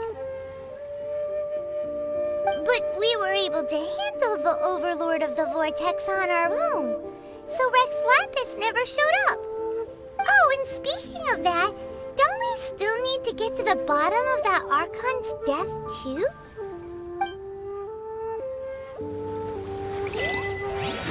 Hyman doesn't get it. But isn't the strongest lead we have the Adepti-less rite of parting that we're organizing? No idea where Zhang Li's gone. Let's ask for him at Wangshem Funeral Parlor.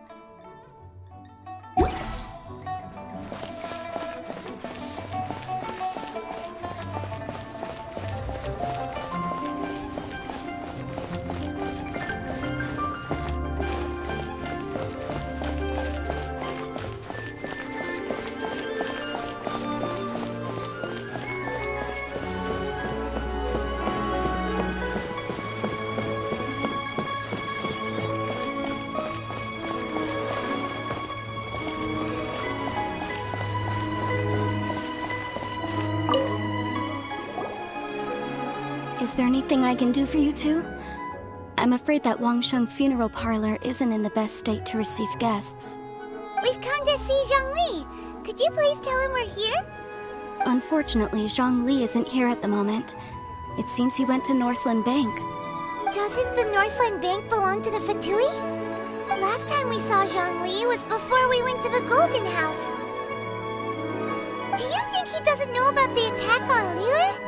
Visiting the Fatui at a time like this could only mean more trouble. We had better go and make sure that everything is okay.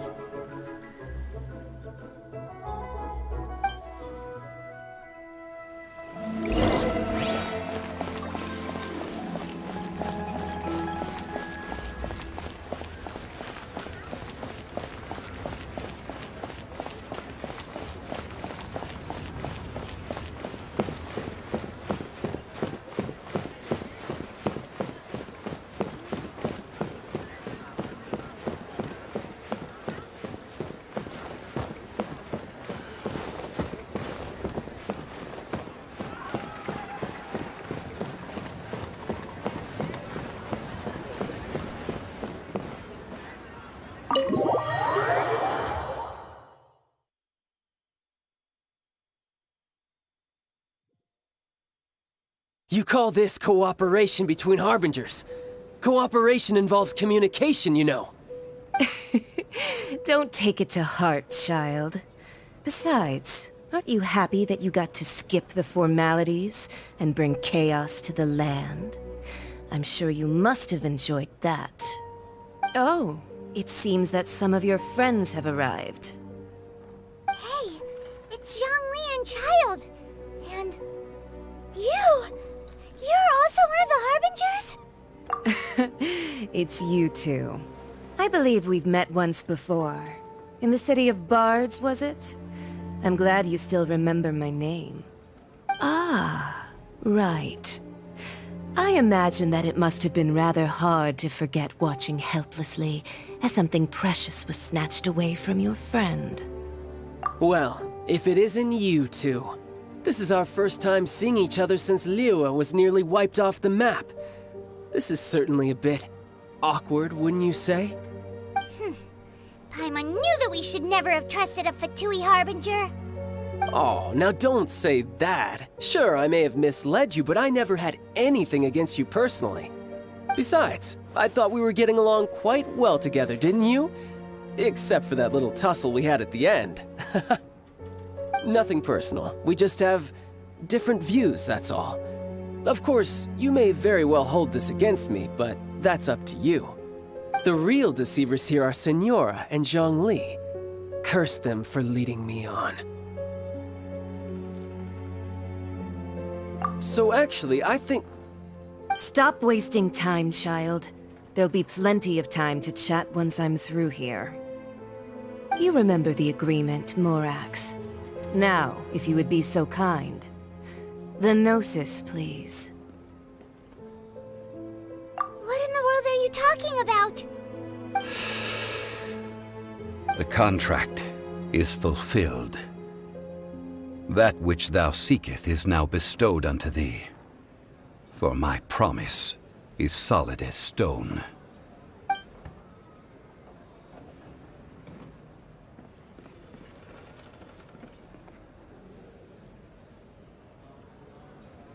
How sanctimonious.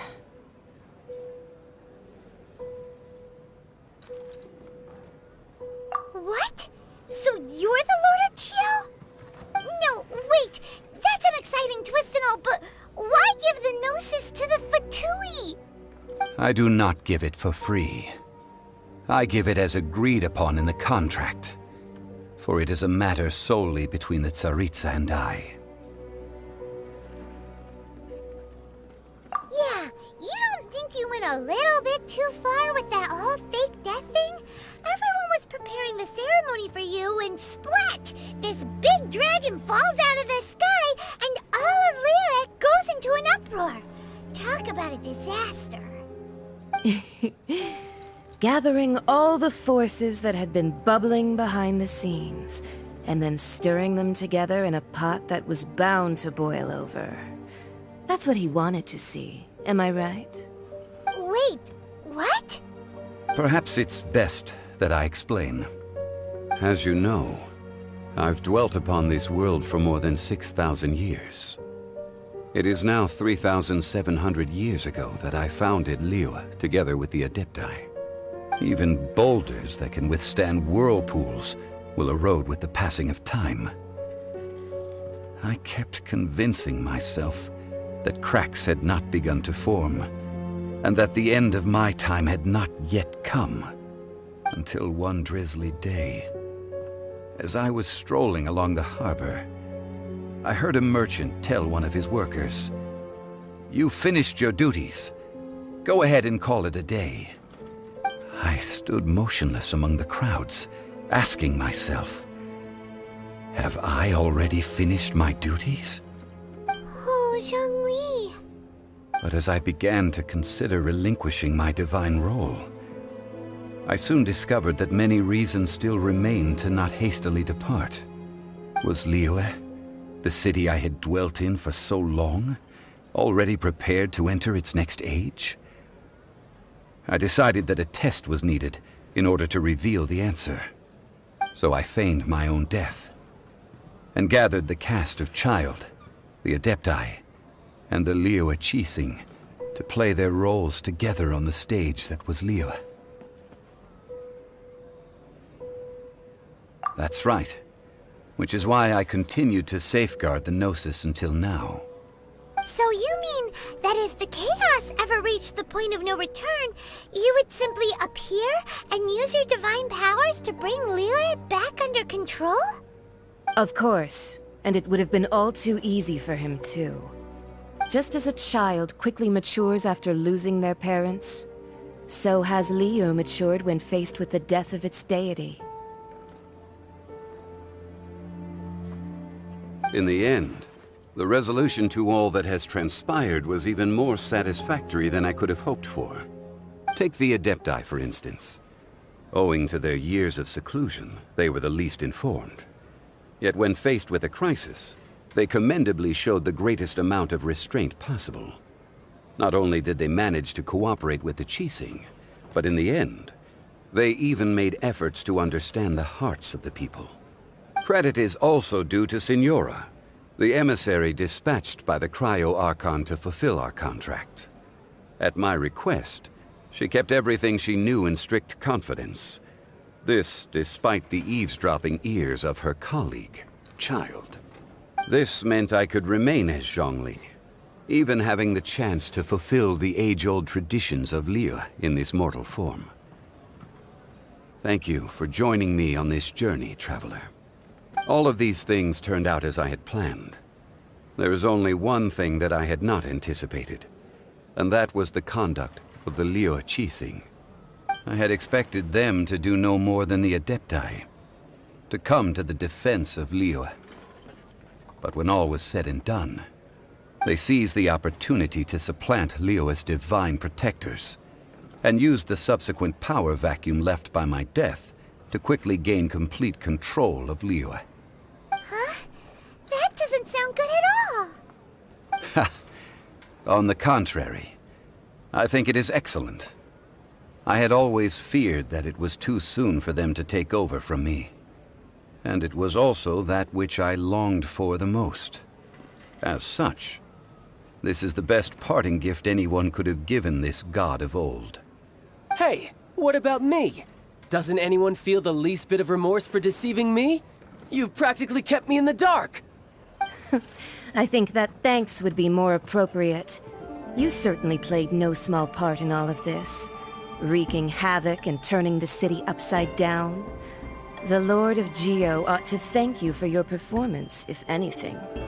If you hadn't created the pressure of a battle between mortals, Adepti, and a god, the lump of coal resting in the hands of the Geo-Archon, Liyue would never have been able to become a dazzling diamond of a city.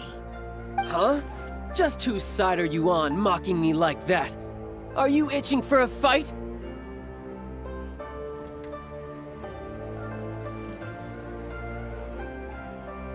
Hey, haven't you learned the Liyue saying, don't always call it as you see it? Well then, with the Gnosis in my possession, I have no use for such idle chatter. We should return to Zapoljarny Palace and seek an audience with Her Majesty, the Tsaritsa. Come, child.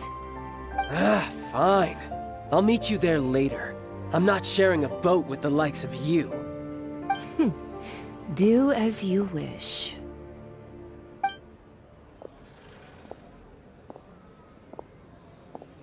Now then, is there anything else you wish to ask me?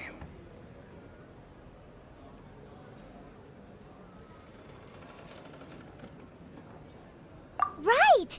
As Zhongli always told us, a good trade is a fair trade. Paimon has no idea what could be a good trade for a Gnosis. Realistically speaking, there is no such thing. Huh? However, I am the god of contracts. For thousands of years, I have made countless contracts. If the deal was of no benefit, then I certainly would not be inclined to agree to it. My agreement with the Cryo-Archon will be the last of my contracts as the Geo-Archon. My contract to end all contracts. As for the bargaining chip that the Tsaritsa used to balance the scales, uncover that answer for yourself in your future journeys.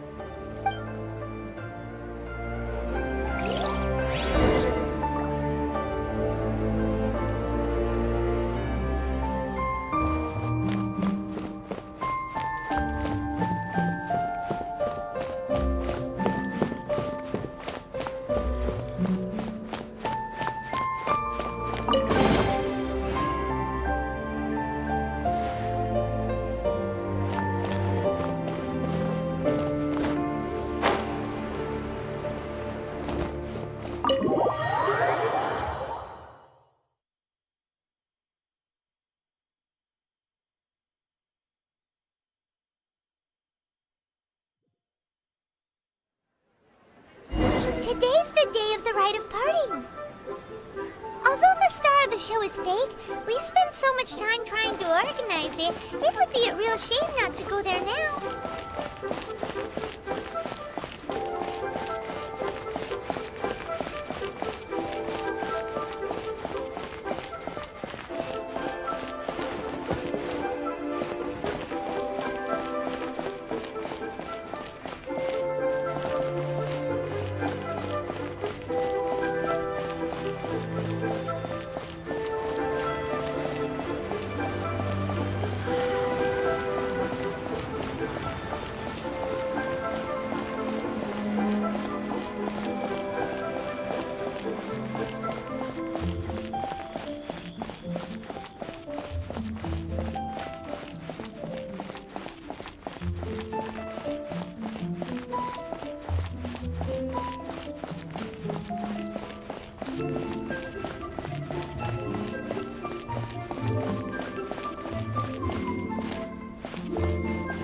Well, since we're going through with this rite of parting, I guess it means that those rumors hit the nail on the head.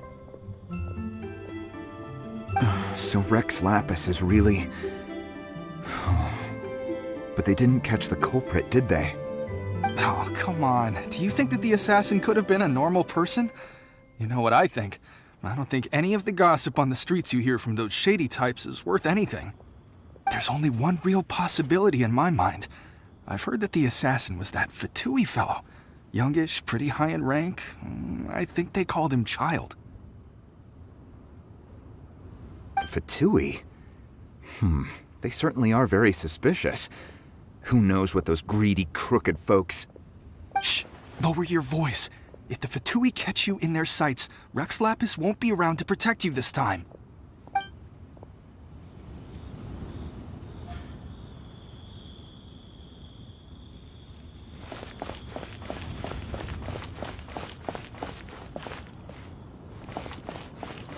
You know that god from the ocean couldn't have just shown up out of nowhere. I mean, it's been 2,000 years since Rex Lapis subdued it. Yes, and to think that this happened right on the heels of the incident with Rex Lapis, too. Say, do you think the person who assassinated our lord and released that evil god might have been one and the same? Now that you mention it, that's very possible. Yes, it's very possible indeed. I mean, it all fits together. That person must have colluded with the evil god to harm Rex Lapis. Oh, that wicked, black-hearted scoundrel.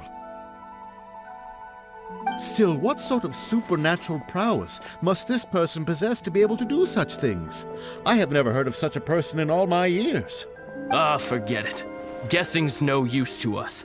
Look, the Millilith over there looks like he's about to make an announcement. Let's hear what the Ministry of Civil Affairs has to say first.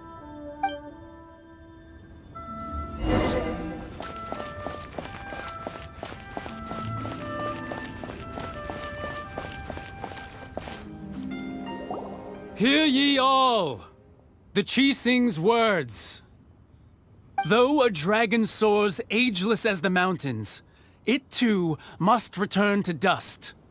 This is common knowledge.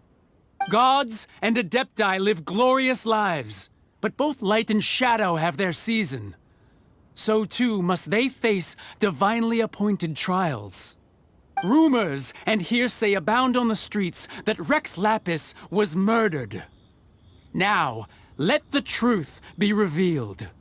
Having been thwarted in his trial, Rex Lapis's soul has recouped the celestial heights. He beseeches the people of Liyue to grieve not and to let not their hearts be saddened.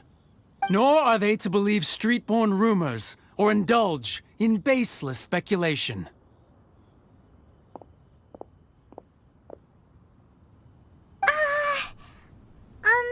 Paimon needs a translation on what the Qixing's announcement said. So that's how they're spinning it. Something feels off. Why would they suddenly give up looking for the murderer? Not to mention how this excuse sounds like something they just made up on the spot. Could the Qixing already have known that Rex Lapis wasn't dead?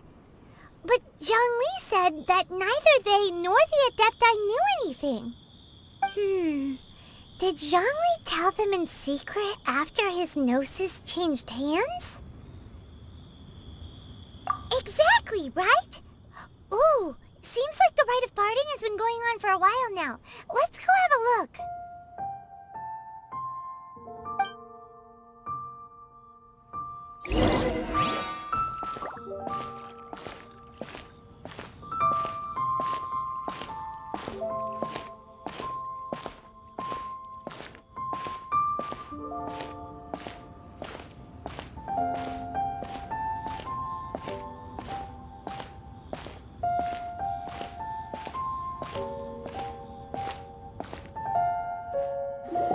Look, it's Ningguang and Keqing. Are they saying something? Are their speeches over? As said previously, Rex Lapis's soul returning to the heavens is the end of the contract. And it is also the end of an era. 3,700 years of contracts burnt and reduced to ash. We, the people of Liyue, were indeed prosperous. But blinded by our prosperity, we forgot that time can be pitiless. The long, unending dream of our Archon walking among us. Now that we have awoken from our dream, we must learn to say farewell. Will you stand with us as we re-establish our contracts? As we build a new age of prosperity? So concludes the words of Her Eminence the Tianquan. Does Her Eminence the Yuheng have anything to add?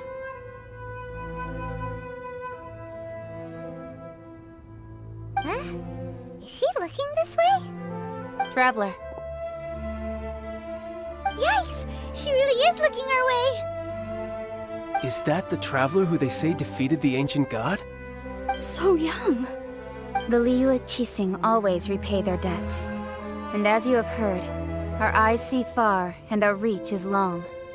Name your price. You deserve that much. Whoa!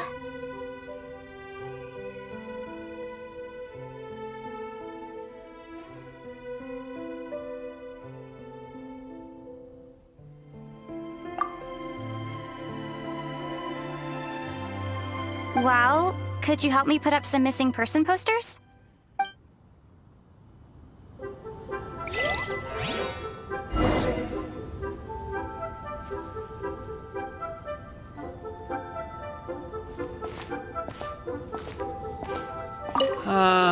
Rex Lapis. Rex Lapis. Now that I think about it, if everyone's of the same mind as me, perhaps mementos for Rex Lapis might be the best short-term business opportunity.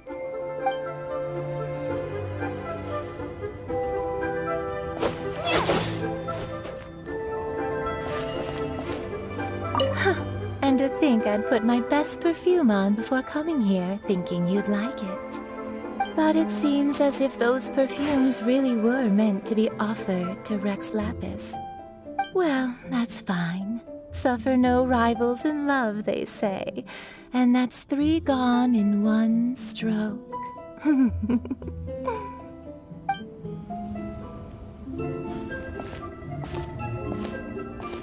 As for the mortals and Adepti of Liyue, what shape shall our relationship take from now on?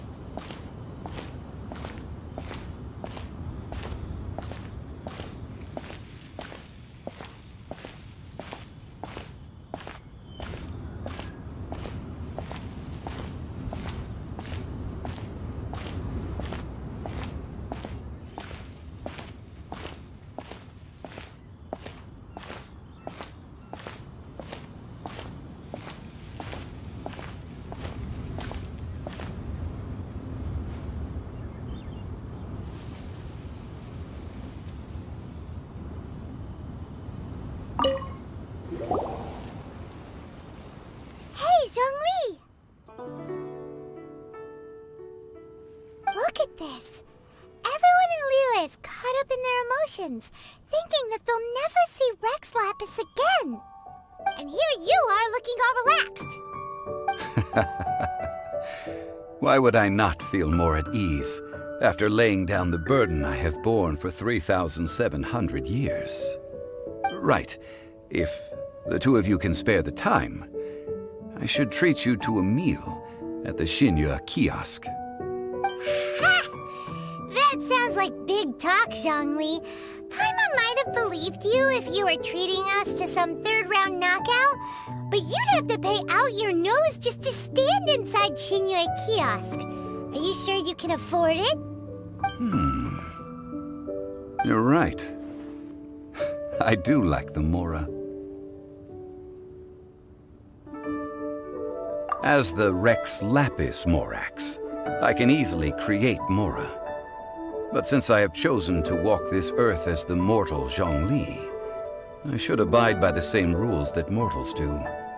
When I was journeying with you, though I still had the Gnosis in hand, I knew that I must soon retire from my role as an Archon, so I had to rehearse a little for my new life. Oh, no wonder! Paimon gets it now. You didn't look at the price tags when we were spending because you've never had to. But since you weren't used to not being able to just make more Mora as and when you wanted to, you had to try becoming a parasite to society who lives off of other people's credit. Well, we were only spending Fatui money.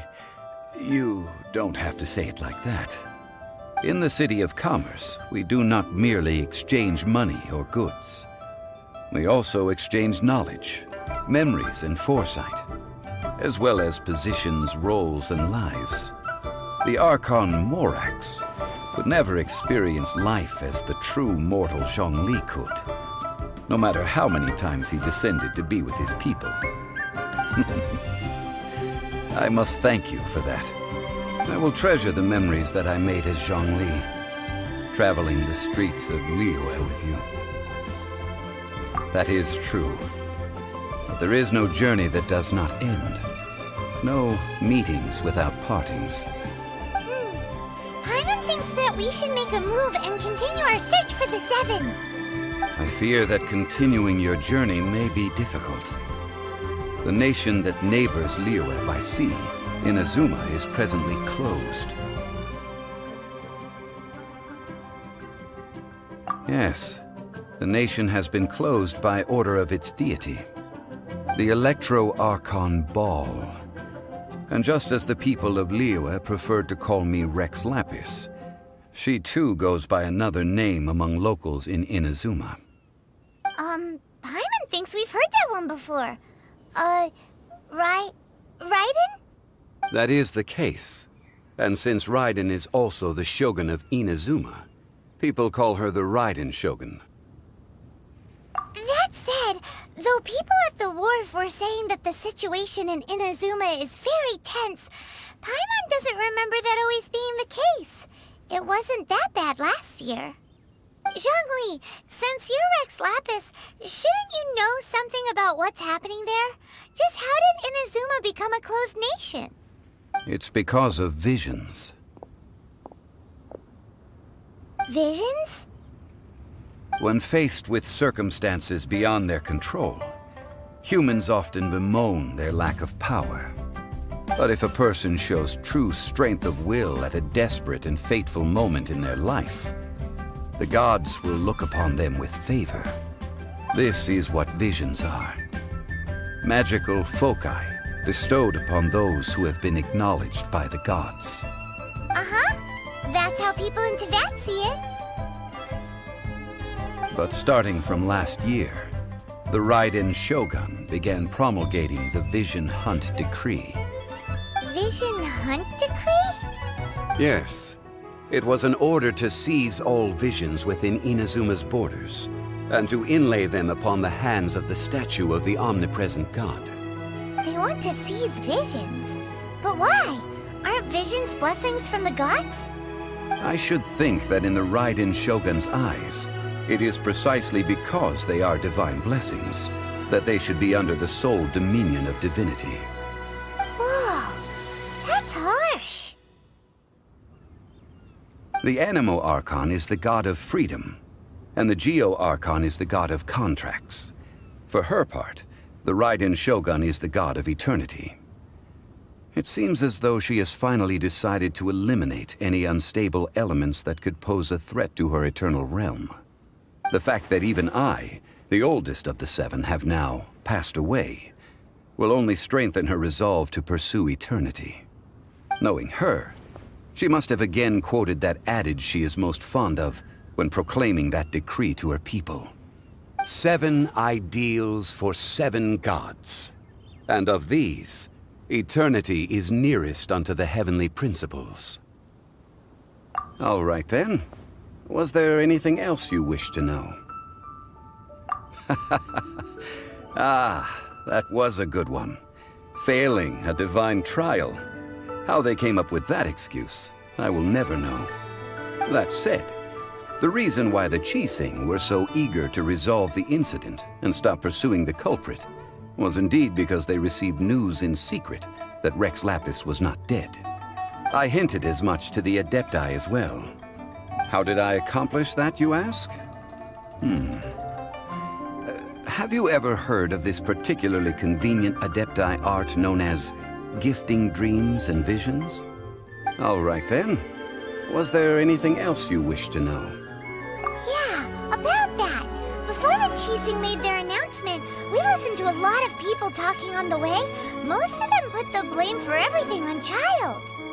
These are indeed false accusations. But it remains undeniably true that Child did send people to the Jade Chamber to prevent the Adepti and the Qixing from defeating the ancient god. I've heard that Ningguang is busy milking that for all it's worth on the foreign relations front at the moment, browbeating the envoys of the Fatui. Ha! Those poor Snezhnayan diplomats. If it were not for Child's exalted position as a harbinger, I'm certain that they would have shifted all the blame to him and called for his dismissal by now. All right then. Was there anything else you wish to know? The time of the Adepti has long passed. If even the Liyue Qixing don't want to face that truth, then what future is there for Liyue? Kuching is absolutely right in saying this. Now, though I did laud Ningguang's desire for power, believing this to be a good thing, and thought as a matter of course that she must have been behind the Qixing's plan to take governing power over Liyue from the hands of the gods and Adepti, could the original person who brought up the idea of seizing power have been... All right then. Was there anything else you wish to know? That's right. Zhongli, now that you don't have your gnosis, what's going to happen to all the Mora in Teyvat? Since Morax is dead, are they all just gonna disappear? Also, isn't the Golden House the only mint in the entire continent? Will it even continue to work? The Mora present now will not vanish. But the Golden House will indeed have to cease operations for a lengthy period of time, since creating Mora requires the use of the Geo-Archon's power. This is terrible! We're all about to run out of Mora! The world is coming to an end! Yes, this is indeed a major issue from a financial standpoint. Well, I suppose we'll just leave such troublesome matters to the Liyue Qixing to debate. Then, did you at least set some private funds aside for yourself? Oh, a private fund. This does seem like a good, logical, common-sense idea. It's a shame. What's a shame? It's a shame that I didn't think of it at the time. All right then. Was there anything else you wish to know? Well then, I suppose you'll have to find a way to get inside this closed nation. Have patience. I suspect that some serendipity must first come into play.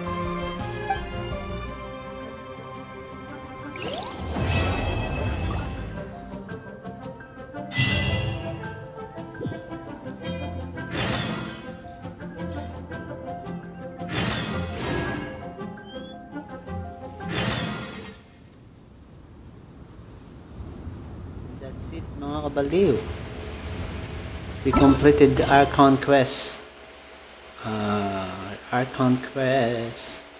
Geo Archon quest we have completed, and that's it for our life. We are going to end here, so see you on our next live. Thanks for watching. This is Xaris saying peace out.